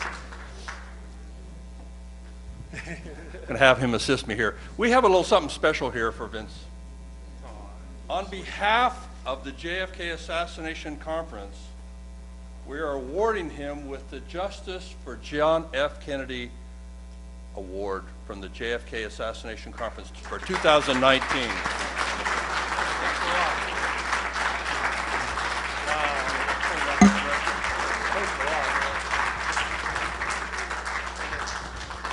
I want to say a little bit about Vince. Before he came in the room, I asked him about how he got involved with this, and he said that Penn Jones Jr. had advised him to pick a topic and research the hell out of it. I think he took Penn Jones' admonishment quite well. When I think about Secret Service, there's nothing else that comes to my mind other than Vince Palamara. He is the source authority, is he not? Now, correct me if I'm wrong. I read on the internet, and you know how reliable that can be, that you started this in 1988. Were you in the third grade or what? I began my interest in the assassination in 1978. I was 12, so I was 22. I was 22. Wow. My mom and dad still doing great. Huge Kennedy fan. My mom still cries on certain occasions about President Kennedy. It really affected them deeply. So it affected me. I was born in 1966 after the effect, you know, and always has struck a chord with me. And then the rest is history. Now, don't get me wrong, I'm also interested in his life too, but something about his assassination, and it would just make a long story very short, like very short, like 30 seconds. What it boils down to is I got 4 days, that book, right I know, I should know this. The Associated Press, UPI. Anyway, and there's a picture in there of Clint Hill by a limousine. I was interested in the show called The Wild Wild West, a fictional show about the 19th century Secret Service, Robert Conrad. So I was already interested in Secret Service in a weird sort of way. I said, who is that, Mom? I said, well, that's Agent Clint Hill. Some reason it just resonated for me. From that moment on, I just started looking at the Secret Service. It was all secondary sources at first, but then I got into primary sources, and it was in the early 90s. In fact, I don't know if Dr. Weck's still here. He called me in 1991, and he doesn't even know. I don't think he was actually a linchpin for me. He says, you know what you should do? Because I even admitted at the time in 1991, I didn't actually speak to any agents. He says, you should do that. You should maybe think about primary research, in his wonderful voice. And I started to do that. So actually, Dr. Weck, wherever you are, you're a main impetus as well. So my parents and Dr. Wecht. Yep. All right. One more time, ladies and gentlemen, Vince Palamara.